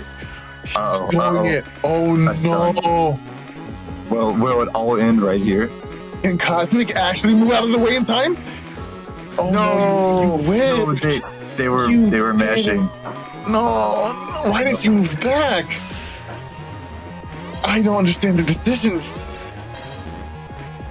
Oh my gosh. I was holding my breath. Oh, why did you step back? You had that. Yeah, Reeze is definitely feeling that one. Oh, that's cursed numbers. Reflected. Uh-oh. Maybe this is the Dark Proto Man after all. So true. Using the holy panels as a facade. It's a false sense of security, if you will. Are these even real? No. He didn't wait long enough. Block. Ding. And he gets punished too. Okay. So painful. Recoveries. Oh, this is tough. No! Oh my gosh. Okay, he only got clipped once. It was 2 times damage, so it was just like getting hit once. Yo, he actually step sworded it. That was insane. Oh my gosh. And pulled off the command code for the ultimate Neo Vari command code, that double left sword. Guys, don't forget this is game point, so that means the end of this is gonna be the winner. Who has the better Proto Man? You know, I have a friend Zero Guy who like really loves Neo Vari. So true. I bet he'd be happy to see this. I wonder where he's at. Okay, at least getting some value, removing these stolen panels, and Cosmic was not buffering forward. Oh my gosh, you do not understand the mental damage Reeze is inflicting on people right now, bro. That's so scary. That is so, you can't just stand still like that, bro. That's really funny though. Oh, you better move. Get out of here with that.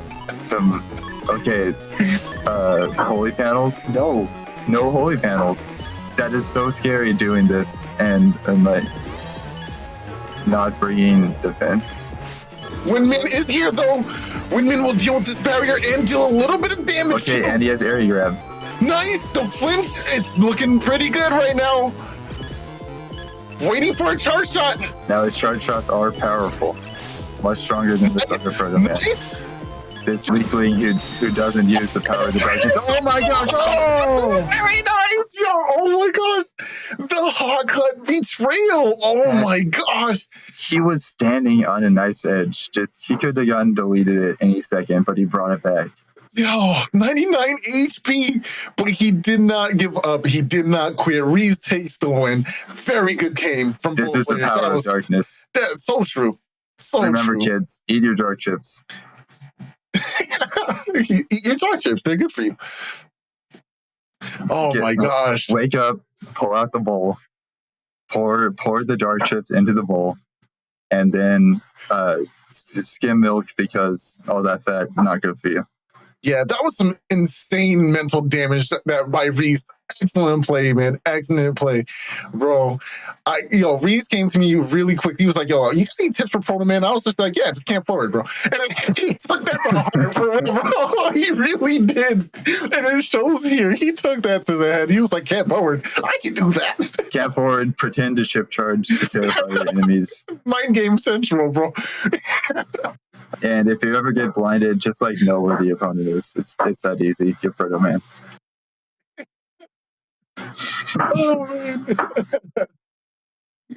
Oh man. Oh, excellent set. Good game to both players. Well played.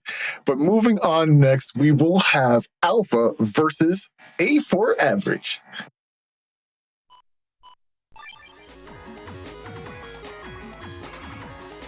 We saw Alpha just now, well, not just now, a little while ago rather, playing the Plant Man build. Plant Man, an insane Navi. When you have the ability to chip charge for double damage on any chip, especially if it's non-flashing, that's a pretty rough one for me, dog. That's a lot of damage you can push out. It's a little scary.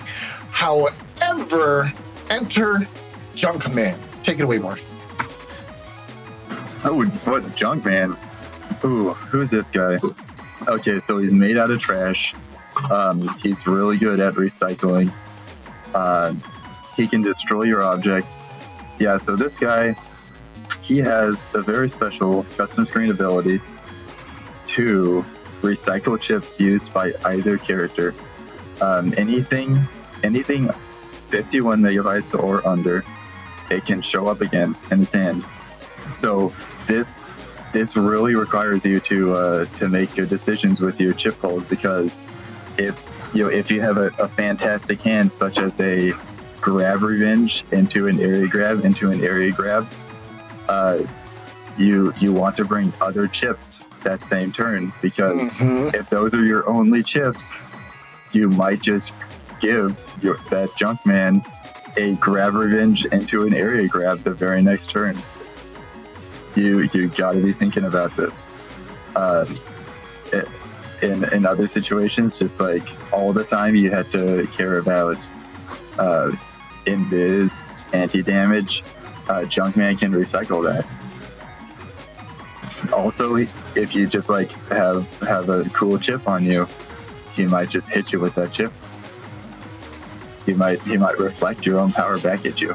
It's really true. Now, it can be a little frustrating for those who don't understand how to play around it. Junkman is very powerful. Do not get me wrong.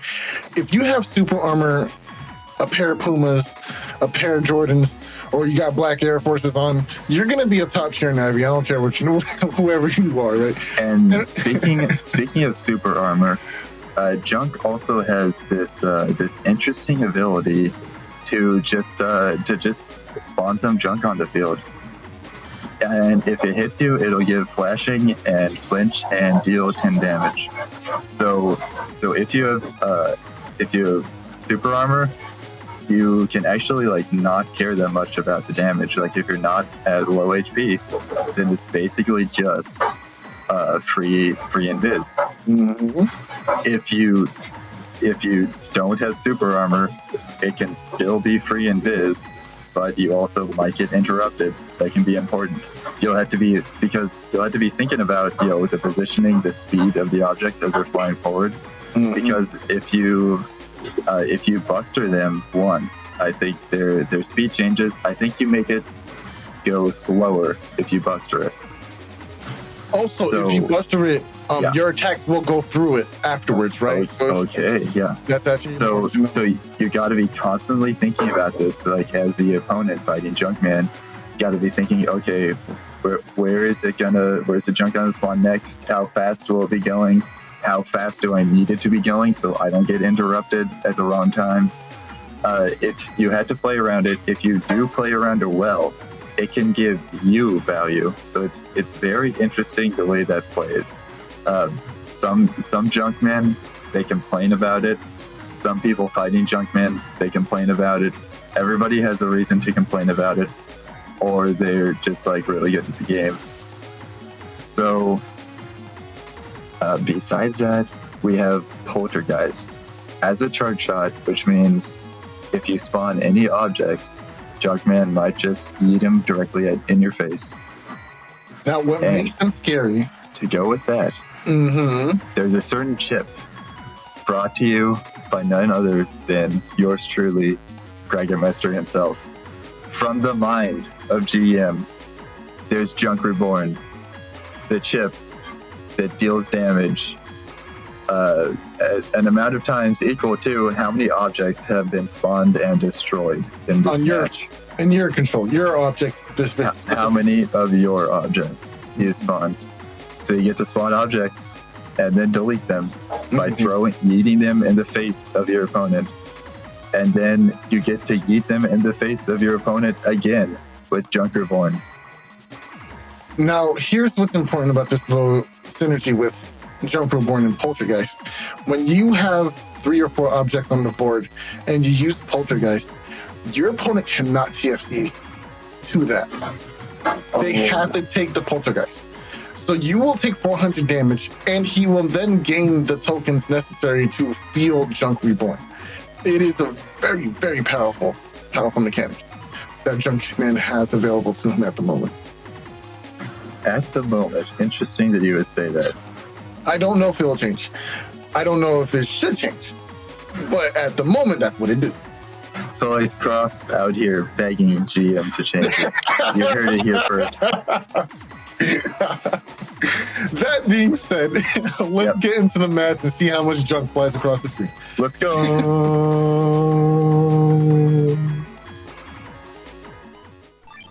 Okay, and also I noticed right as we were transitioning that Junkman, A4 average did not bring maximum defense. So actually they have 2 invis, 2 anti-damage. That's very interesting. So it's probably not gonna feel like they have way too much defense. But on the flip side, since they can recycle them, it might just seem like they have the normal amount of defense. My man was able not only to punish the life orb, but get damage on it too. That was pretty good. Yeah, that's actually crazy. That was a crazy wood powder. Yeah, that was a very, very positive net trade, bro.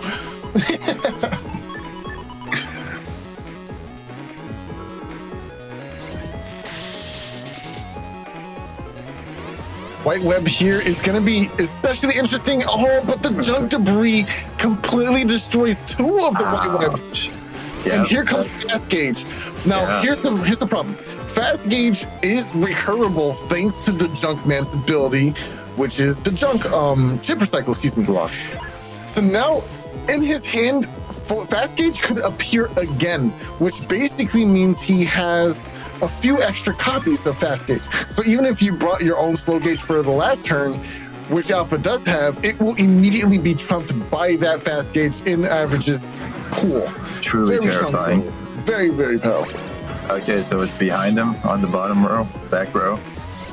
Yeah, there we go. Oh, unfortunately. Oh, he used his own number ball against him. But Number ball will not do damage though, yeah. That was rough. And cleared anti-damage, and now he has a very interesting hand. You see Black Weapon and Bug Fix already in the hand. Here goes the Slow Gauge, but... he dodged the Laser Man! So Alpha may not be wanting to use Black Weapon and Bug Fix immediately because they know that A4 Average has their own Laser Man. Ooh, A4 Average body blocking the plant there, denying the recovery. That was pretty nice. Interesting. Nah, you're not gonna get the chance. I'm gonna break it for you. They're just clearing through these objects they're spawning. They're getting that poltergeist value, and then later they'll be getting Junker Born value. Very nice play from Average. This Navi is very powerful. These terrifying chips are just sitting in Alpha's hands, and they're waiting on him. Not a lot of chips. Neovari cannot get recycled by Junkman. Thankfully. But they just missed the command code on that, so no Neovari value. No Neo value. Player 0 in chat with the oh no! That was the end of turn Neovari. Will A4 Average be able to get a hit off? Yeah, I'm pretty sure the cross slash is going to come out here. Uh-oh. No! Oh, it was a double There goes the second Fast Gauge. Okay, there you go, player 0. Oh, what the connection? No! The fast sword! Oh, what the... Yo, what is this turn? That was an insane turn of events. What? What is he even doing? That was crazy. Now Black Weapon's going to come into play here. No! Okay, no, this is fine. This is fine. This is actually a positive trade. Yeah, they're not losing their invis for this. Nice. They just saved themselves by anti-naviing their own ship. No, they didn't get a chance to use their bug fix. They let. I don't think they need it. They let their charge up. No, they used. Their HP is gonna be dropping like crazy. Nah, he never got a chance to Black Weapon. Wait, oh, they lost their Black Weapon? Yes. Oh my gosh. Okay, yeah, never mind. Oh, Junk Reborn. The TFC, that was like definitely lethal. Oh, that's right. They lost that to the. They needed to lose it to the anti-navi. Yes. But it was good that they could. Oh, the hit! Okay, this is very nice. Very scary situation to be in right now because of the very tail end of that. But the Thunderball is coming around the corner. Oh no, it got blocked. Got blocked by the jump. No! One HP. Oh no. Oh no, 1 HP, 1 HP. Oh, it is a turn ends. 30 HP, 1 HP. How is this real? This is still doable. They have damage. They have defense. They have really important defense. Oh my gosh, damage. No! But the anti-damage was in the box. It won't hit. No! It won't hit. It didn't hit. They were This is the whole flashing. game. Yo, average, this is Both crazy. of them survived that exchange. Okay, that's a chunk. It blocked it. The chunk blocked it. What? He used the junk to protect his life points. I'm so dead. What? Average is playing insane right now, bro. You can't just be popping off like this. And to end this, you have time. Oh no, recovery. It's gonna last the whole turn. Oh, This is going to be so hard to deal with.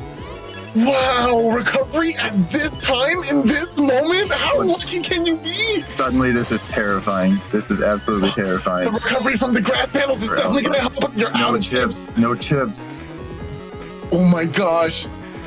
Oh, anything can happen. What? Is that even an anti-damage up the? Fuck, son. He blew him up. Oh my gosh. Oh my gosh.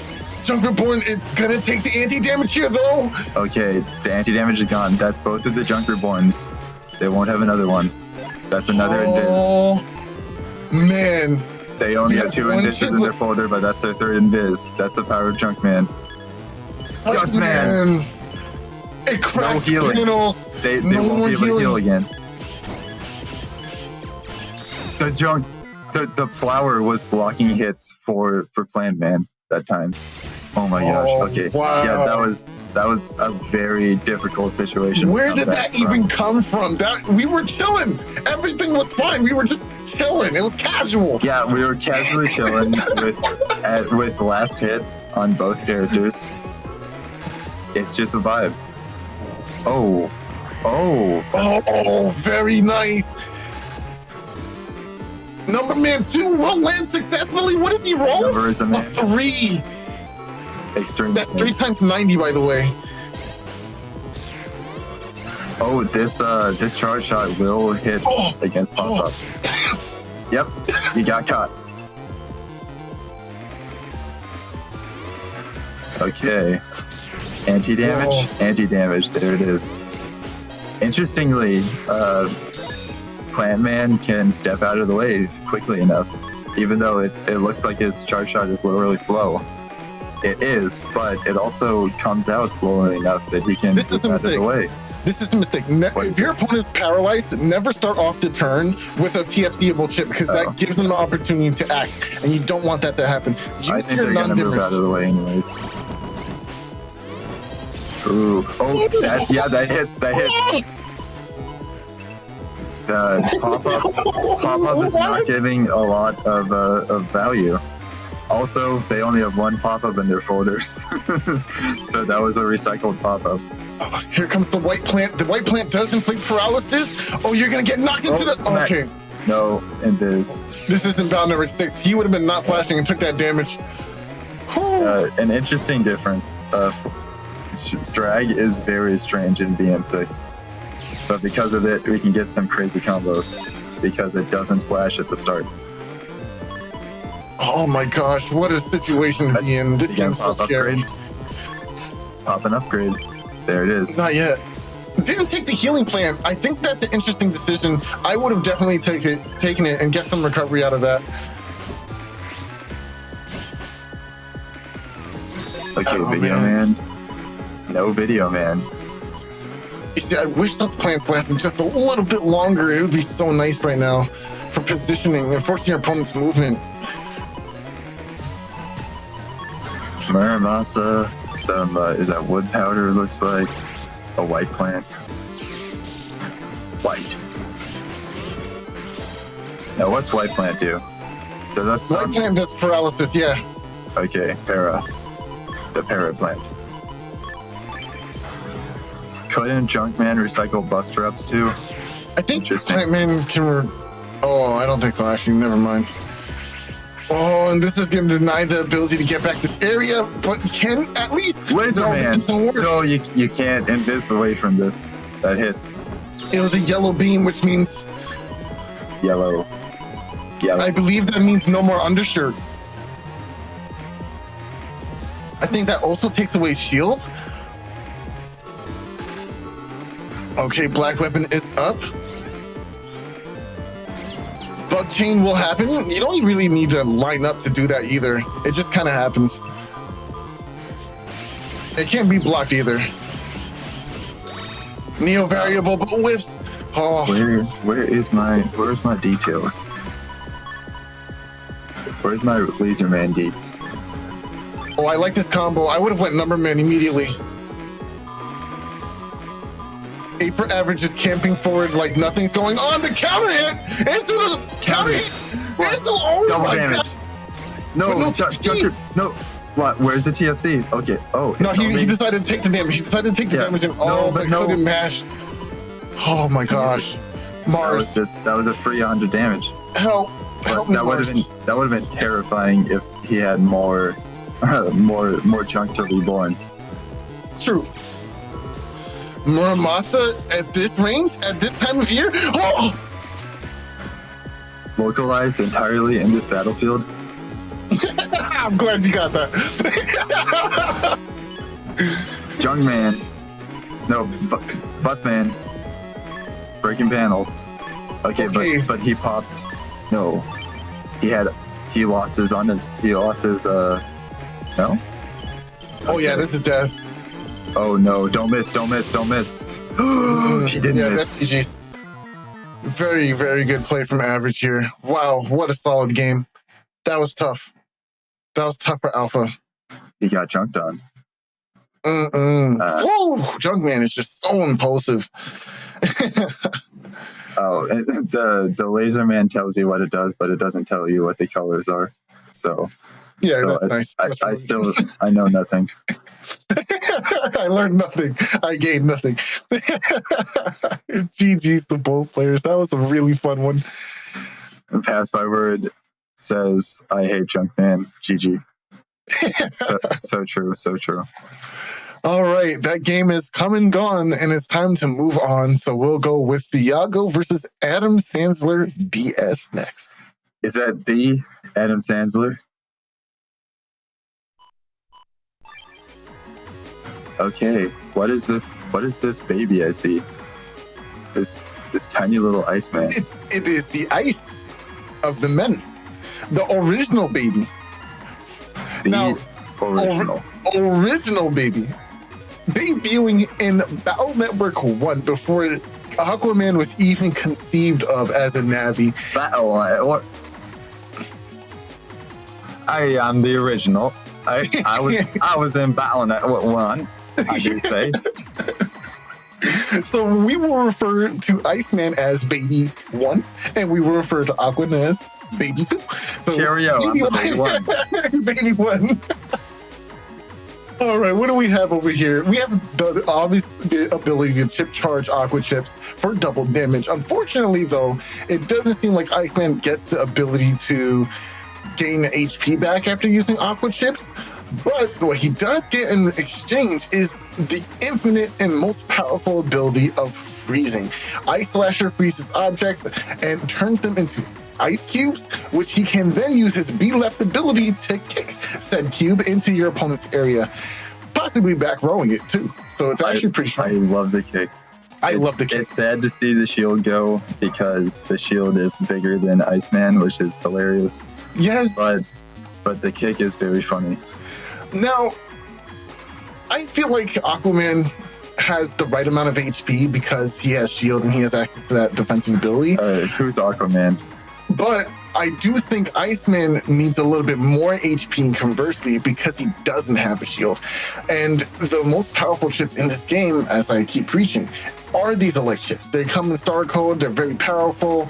They cause paralysis most of the time. They crack panels as well most of the time. He doesn't have shoes. Elect chips are very, very prevalent. So I could see maybe some slight HP increase for like Iceman maybe down the line. Who knows? We never know. And for some reason, we're watching a matchup of Iceman versus an Elect Navi.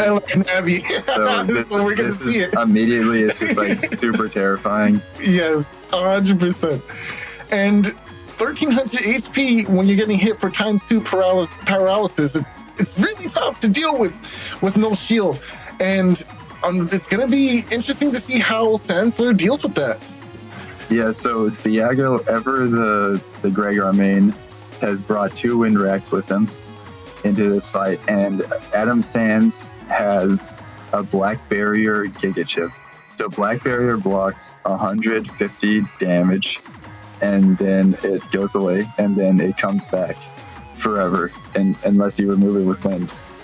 Now, you say unless you remove it with wind, but wind is so prevalent and powerful in this game. Most people bring like wind racks at 2, or like, I don't know, tornadoes or something like that. But Thiago here is playing double wind racks, so, and one is reg. So it's, I don't see like he got that thing on him. He's strapping the wind. He's strapping the wind. So he also does have one tornado, so that could work. Oh, interesting. Okay, sandworm into tornado. So sandworm, if it hits, it will lock them into a pitfall, pit sand, and then you can hit them with tornado, which will deal 2 times damage boosted by that sand. So that can be a very interesting combo, yeah. The problem is a lot of the better navies either have float shoes or air shoes. I mean, I guess air shoes doesn't matter. You'll still get locked in by the panels. So the float shoe navies are the ones that you are going to want to watch out for. But that's why we have Laserman in the folder, because now we can remove the shoes from you and guarantee the setup in a way if it hits, right? So I think it's really smart to bring the Laserman SP. Laserman is just splashable in every folder. Like, Laserman is splashable in every folder. I definitely feel like Sparkman is as well. Sparkman just does too much damage, removes Invis if it whiffs anyway. It's really strong chips. Sparkman is crazy. And Laserman SP Splash, definitely worth it just to land one tornado and sandworm. So yeah, Thiago is really in it. He's making those plays. He's got 5 area grabs. That can make it difficult to land a sandworm, but who knows. Also, Flame Line. What's the Flame Line doing over here? Oh, that's because, that's so he can hate on wood navies, since he's a like man. That's interesting.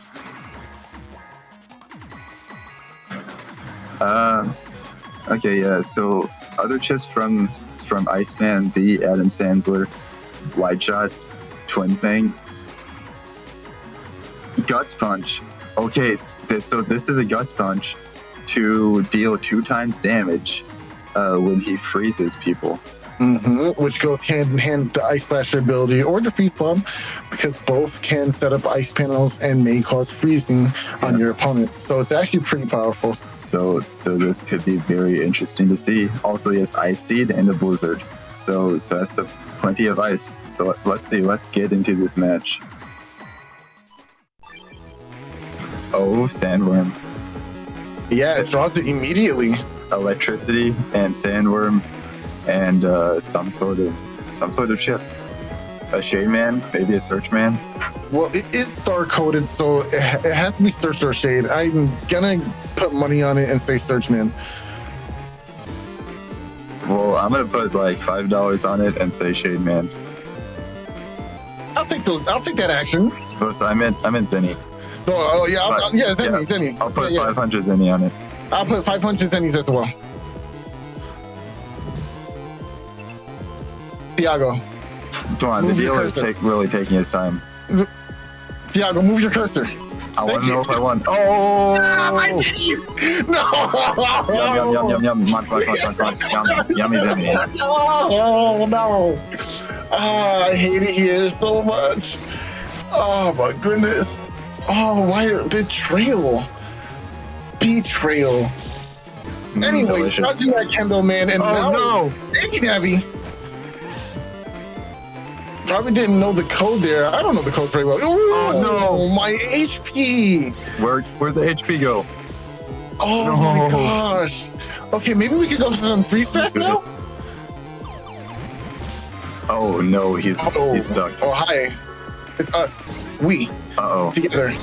Stuck. But he needs to hit. No, Burner Man. Yeah, Burner Man's interesting here. It will do maximum amount of hits, but you could also Sandworm into. Oh wait, does the hold deny Sandworm?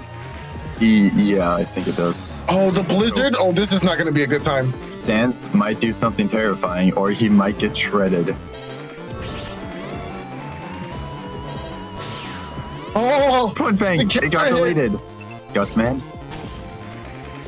No damage. Thiago is still invisible. Oh, that was such a good trade for him. Murder man. No defense. Ow, ow, ow. My Ow. HP, where do... Am Only I... 150 left. No, Thiago, you can't run Thiago away. has a bug charge immediately. Yeah, that's a game if this drops. See, Thiago just gets insane hands. Like, have you ever seen that one time when I fought Thiago and I just like immediately got deleted by like the most insane hands you've ever seen? It's so true. That's just the Thiago buff. Now Yeah, Adam you're stuck in Sansler this- is here. Oh, very nice. Oh, very nice. Oh, very nice. Ooh, punch. Okay, no, they're back in it, but he ran away. We gonna have a bad time. Savage. Wow, what a savage. He was able to avoid all that damage and put on so much pressure, and the rage is gone, so there's no more rage boost. There's nothing else for Thiago to really rely on here, and he's stuck in this position. He just can't leave. Black Barrier makes its way up too. That means we can deny some of these charge shots as well, but Life War is here as well, so we kind of just get to look at each other now. Only 2 hits to clear that. Okay, he has a sword for some reason. He has he has a sandworm. I mean, he can chip charge those for some decent damage, though. So starting out with a wind rack, his second wind rack in his folder, coming up when he needs it, it's gonna be gone. Yep, there it is. Okay, it's gone. No more Giga. Oh my gosh! No way! Oh! He what? What did he do? What? How? Nani? What was that? Why did that happen? What happened? What was that? Why did he get deleted by nothingness? I'm baffled. What? He moved back into it. I walked backwards. Oh, he walked backwards. It looked like he had. I thought he like walked into his Tiffany. I was like, how did he do that? He can't do that. That's impossible. Yeah, I like the idea. You can't do that. 88 HP, that number ball looking strong, but Thiago's not a believer. Gonna go ahead and toss it away to maybe chip charge these swords into a paralyzing tool or weapon of mass destruction of sorts. Nice. I like the way using the 50 damage from these lava panels to get slight more turns of invisible. Take a step back. In that lava Okay, time. no. Okay, was he just holding on to a white sword? He sure was. Oh right, because he's the election man. He can chip charge it. Yeah. It I turns do into expect to see a chip charge now. Okay, a not yet. scary Alex sword. Kindleman does hit smack. for max damage. Kindleman smack. Nice. Oh, with the anti damage. Another one up too.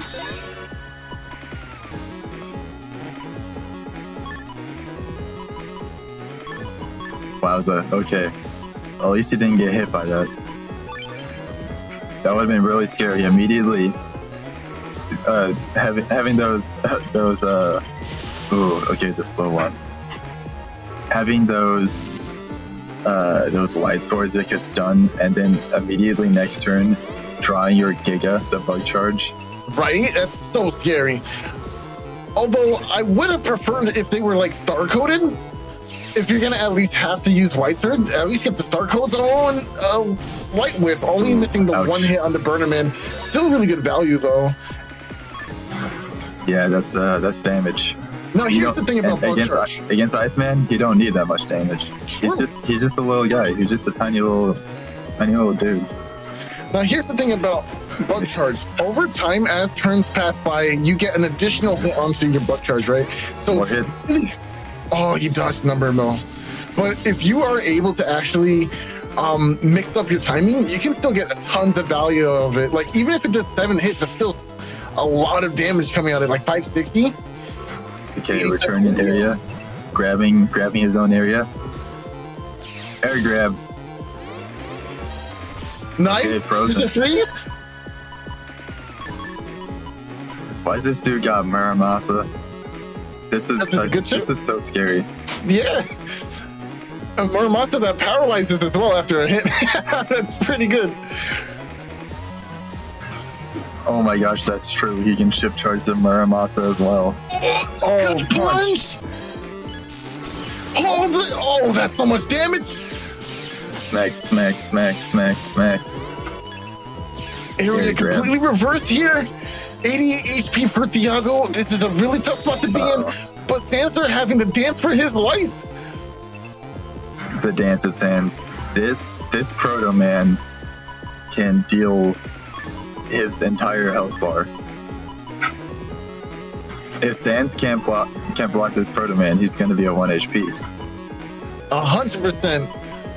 Okay, and Thiago even having the anti-navi on him, so to guarantee he can't get his own Proto Man anti-navied.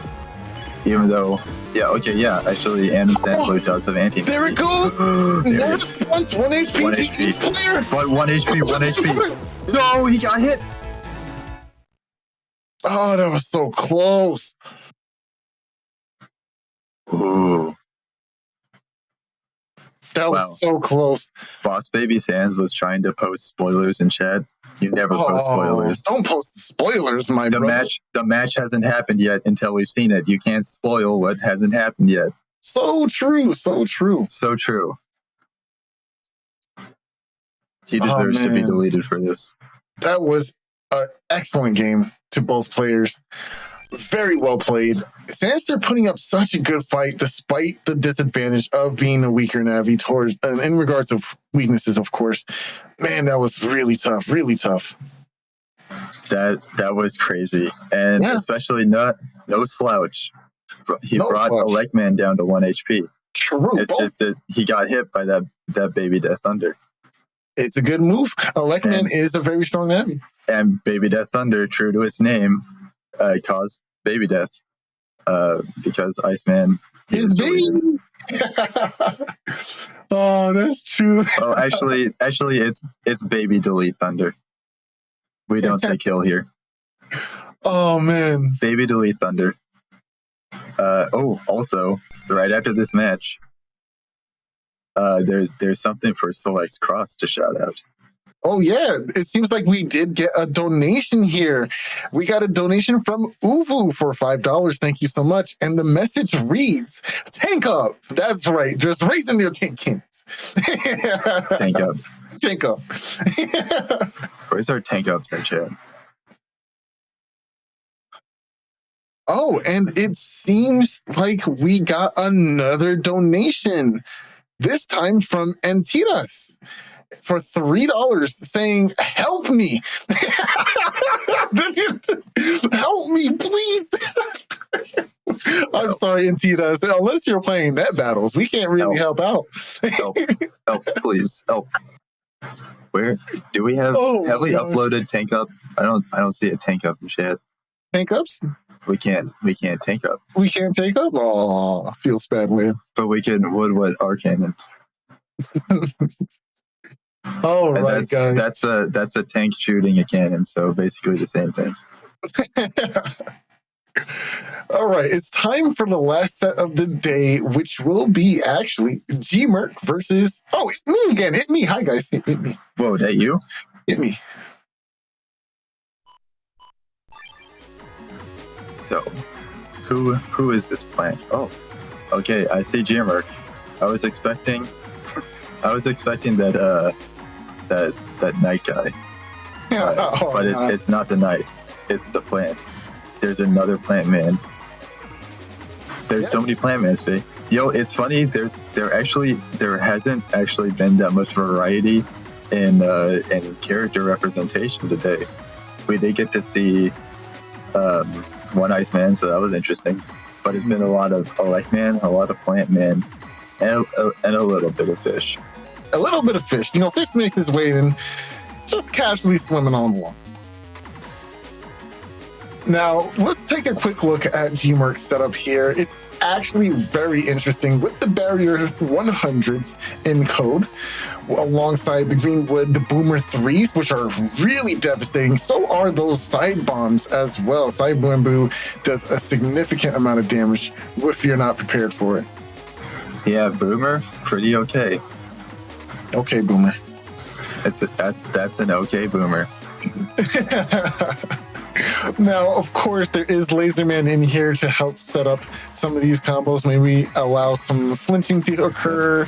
Can also go for some panel locking a little bit easier. It's actually quite interesting. This build is very scary. And before today, I did not realize that White Web 3 comes in star code. Like, it's so good. So good for a chip like that to come in star code. Obviously, it doesn't hit as consistently as most chips. And, you know, if you don't have grass up, it will kind of like be obvious to not walk into. Yeah. But with that grass and all these panel changing types, thanks to the charge shot itself, and of course, the Boomer 3s, which are very deadly under a chip charge, there's a lot of mind games here that you don't really want to step on grass. Yeah, but you know, it's funny though. If you have like a life or up and a white web spawns above you, you may not know. Like you can't exactly see that the white web has spawned. Mm-hmm. So if it's a 2 times damage white web, you might just walk into it and lose your aura. Another very interesting thing about playing Plant Man specifically is the setups obviously you have with the plants. There's a lot of wood chips in this folder, so GMERC is going to be able to populate a lot of plants and hopefully try to control my movement a little bit by placing them onto the field to make me try to avoid them. Really powerful strat in that way. Obviously, he's going to want to punish my charge shots with his own, so that way he can get free follow-ups, which is going to be extremely dangerous, especially with Side Bamboo in this folder as well. There's just so much in here to watch out for me, and it's going to be a really tough one.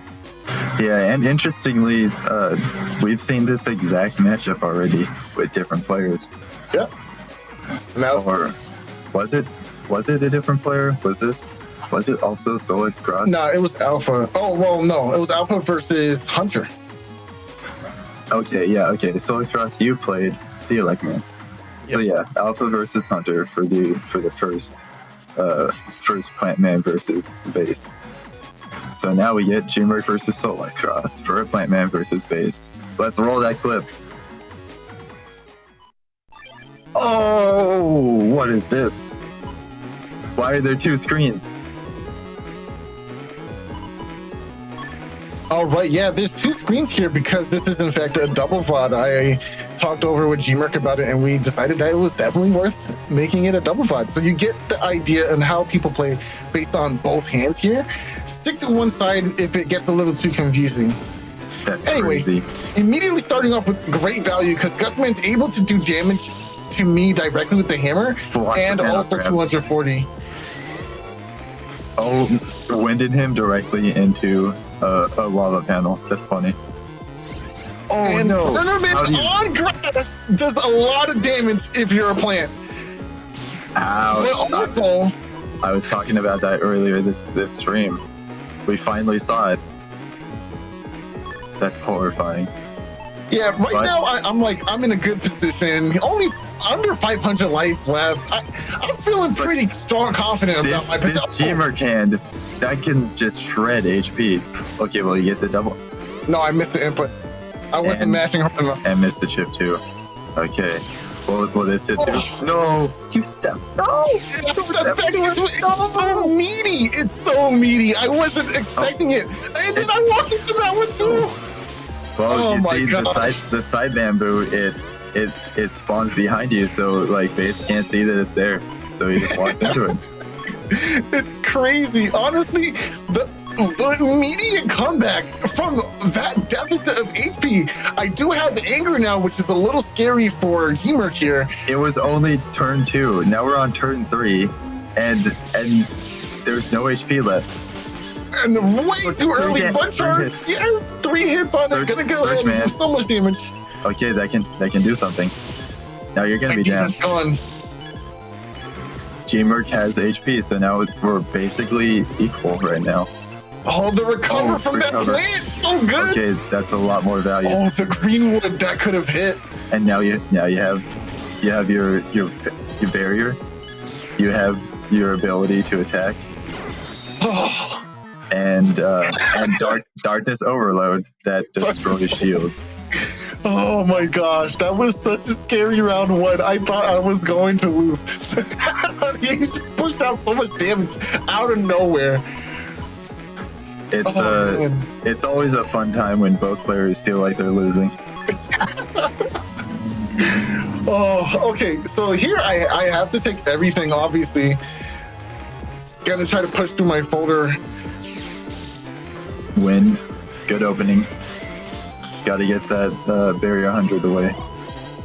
Oh, Video Man. Also good value.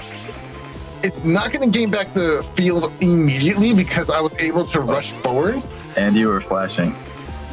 So no damage. But... Yes, this is what's interesting. I didn't realize that... Okay. It was going to time out immediately. Yeah, I didn't realize it was going to time out immediately like that. And then on top of that, I was like, wait, oh, he makes grass panels. I don't want these to turn into grass. I should just kept cutting forward. Scared. So I stepped back. It was a bad decision. Scared by the possibility of grass.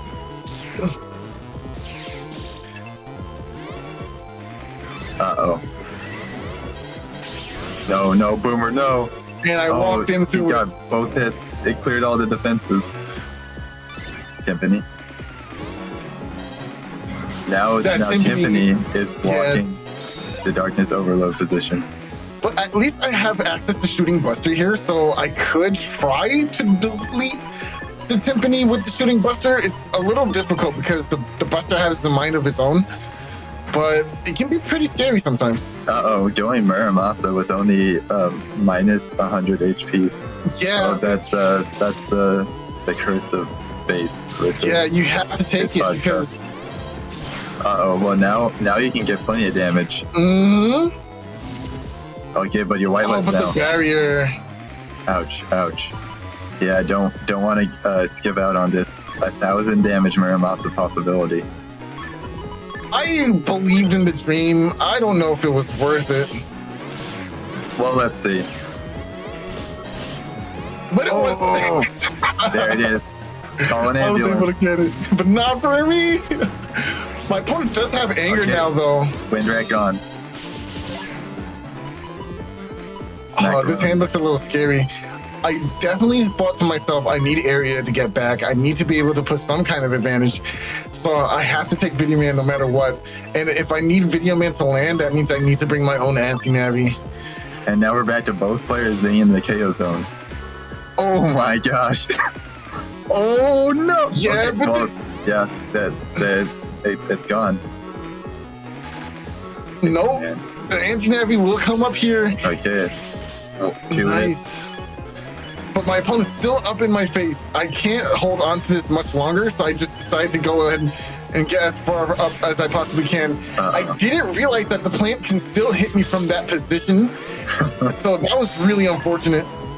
Oh, there it is again. Gotta pop an invis. Oh, I don't even know what GMERC selected. Yeah, that was a really quick. Oh, You got the... Uh-oh. I have defenses. There it is. Okay, good value picking both invises for the TFC. That was a good choice. Woodman. Let's see that command code. Wait. Oh, are you kidding me? I'm so good at this game, bro. What is this luck? Didn't you get hit by that last time as well? Yeah. Oh my gosh. Now, I realized that he's not trying to punish me too badly. So I decided, okay, you know what? I'll just start waiting for these charge shots to come out, and I'll just use Buster Rake safely. So that's kind of what I changed my mindset to. And of course, the black weapon stuff, okay. It's going to give me a lot of damage. Oh, interesting hand. Got the bug fix. Could get a lot of busted damage potentially. If you can camp center and not get hit by this 2x boomer. Yes, but with both the buster ups, I do have access to attack 10. No. Too much damage. It's so scary. This is the power of ×2, which it's really scary.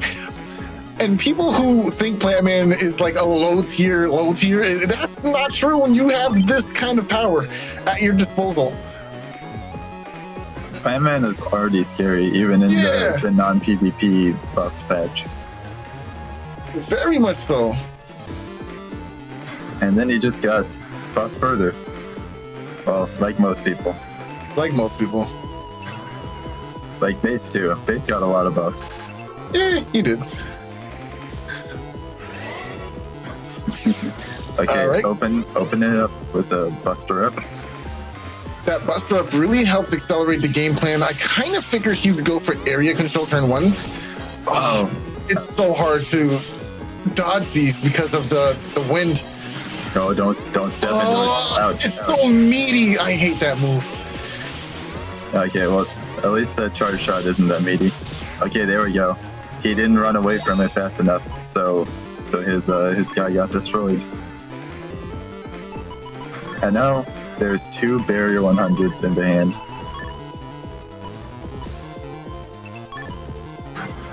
He doesn't have area control. Yeah, which is gonna be really good for me. But of course, GMERC can deny my charge shots by simply stepping forward. You really don't want me to lock down this area, which unfortunately I do. Element trap, but no element shifts from you. Okay, trying to punish it.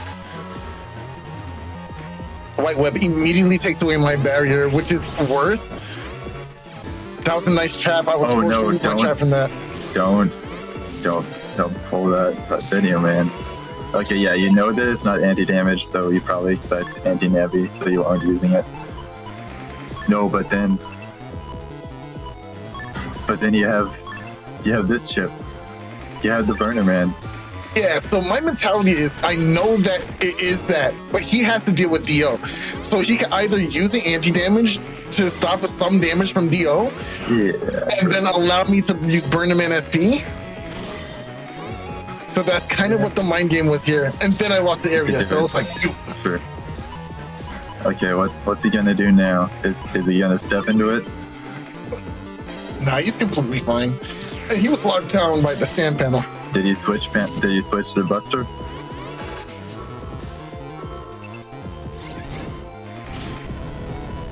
Ow. All right, go for the trap here. It's really crazy, the range on that charge shot too. Okay, both people in neutral not really able to hit each other. Yeah, I lose out on this turn. And I don't draw a wind, but I do draw a Muramasa.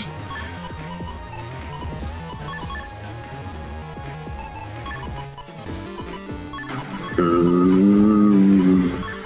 I have no choice. I have to lock that in as my combo. That's the only way I can deal with this. You got a Muramasa. True. Okay, waiting to punish. Now, the reason why that punish works is because of Darkness Overload. If your opponent's camping that square, it allows you the opportunity to go for a Muramasa safely because you know they'll be denying your charge shot. Yeah, you can do damage. Yeah. As long as he doesn't wait to punish, which he might do. Then there's just nobody's... Okay, but he's not waiting to punish. So you can shoot. You can go. Go, shoot. Go, shoot. Okay, and choosing the buster, interesting choice. So now we might just see a raw bug charge. Okay, not from both players though. How funny would it be to see a double bug charge turn? It'd be pretty cool. Oh, that's so much damage. Bug, right there. There it is. Bug charge. Whoa, he survived. Oh my gosh, the boomerangs do so much damage. Yes, the bug charge killed me, but I survived. Oh, Invis gotta wait for the Invis to time out. Yeah, the barrier 200. It goes down and really he's blocking. quick. No. Oh, there. Okay. There it is. And he was camping. That was his one. No way. You guys are seeing this, right? You seeing this thumbnail? That's so troll, bro. Wait, do they actually see the thumbnail? Did he know? No, I don't think they do. Player zero, show us this thumbnail. It's the most troll thumbnail. I mean, it is on the screen, but it's a bit cut off. All right, yeah, there it is. It is incredible, bro. Good enough. We can see it. Actually, GMERC went and made it specifically because of our match. He was just like, "Can we put this?" No, he didn't. This is just that's the scene from being. Oh no, they don't see that. They see a different thumbnail. Don't you remember this? This is a scene from being 3. Oh yeah, that's just a screenshot from the game. This is how it worked in the game. Oh, true. He was on grass panels and he was just taking hits. He was on grass panels in the overworld, and he was Plan Man. Plan Man's in BN3. Yeah, he is. So true. Yeah, this is in fact canonical. Yeah, that's how it worked. Yeah. So, anyways, GMERC, that was excellent. Our next matchup is nothing because the stream is over. Unfortunately. Our next matchup is Gregormaster, buffing Base because he saw him lose a bunch of times, and Base is Gregormaster's favorite character. So tune in next stream for SoulXCross playing HP 1700 Mega Folder 6 custom 8 base. And now he'll have air shoes. What is this nonsense? And his buster is probably gonna like flinch. So wow. So yeah. I think it's time. I think the world is ready for this strong base. For this super strong base? The super bass. The super base. With triple. With gospel. You've seen bass. Now it's time for big mouth bass. Oh boy. So true. But yeah, unfortunately, that was the end of the stream. That was our final match for the day. Well played to all of the participants, and it was a lot of fun. It was very different to Battle Network 6, and it's very interesting seeing all the changes that Gregormaster made as well. So if you're interested in seeing everything about all the navies, there's a link in chat right now, and go there, take a look. And yeah, a lot of work has been put into this, and it definitely shows. It's very good. Yeah, and I played VR for too long, he says. If I'd known y'all were doing 4.5, I'd have gotten in on this. Well, you may want to know that this next week we're playing Link Navies in BN6, which is basically 4.5, but with different navies in BN6. Well, would it be this next week? So after this, we will be taking a 4-week break, which is what we usually do for our new moon schedule, and then we will be starting with Link Navies, as mentioned. So our next format, based on the votes that happened, is going to be Link Navies. And I think it's a bit interesting because the votes from 4.5 were included in deciding this format, and Link Navies won. So how interesting. I bet I see some of the people there. So it seems like there's some sort of shared interest among the players who enjoy 4.5. Yeah. So it turns out you have time. So get in here, start practicing, start playing those Link Navi matches. Yeah, you can join us and be among us and playing Battle Network. And yes, come be among us. Among us? What? What's that, Soul? That's kind of sus. I'm not gonna lie to you. That's kind of sus. What's sus about this? Just come over and like be among us and play Link Navies. Yeah, so anyways, we're getting into the voting section, and so this stream, I'm voting SoulXCross off. All right, and with that, I do want to give a quick shout out to the donations that we've received before the end of the stream.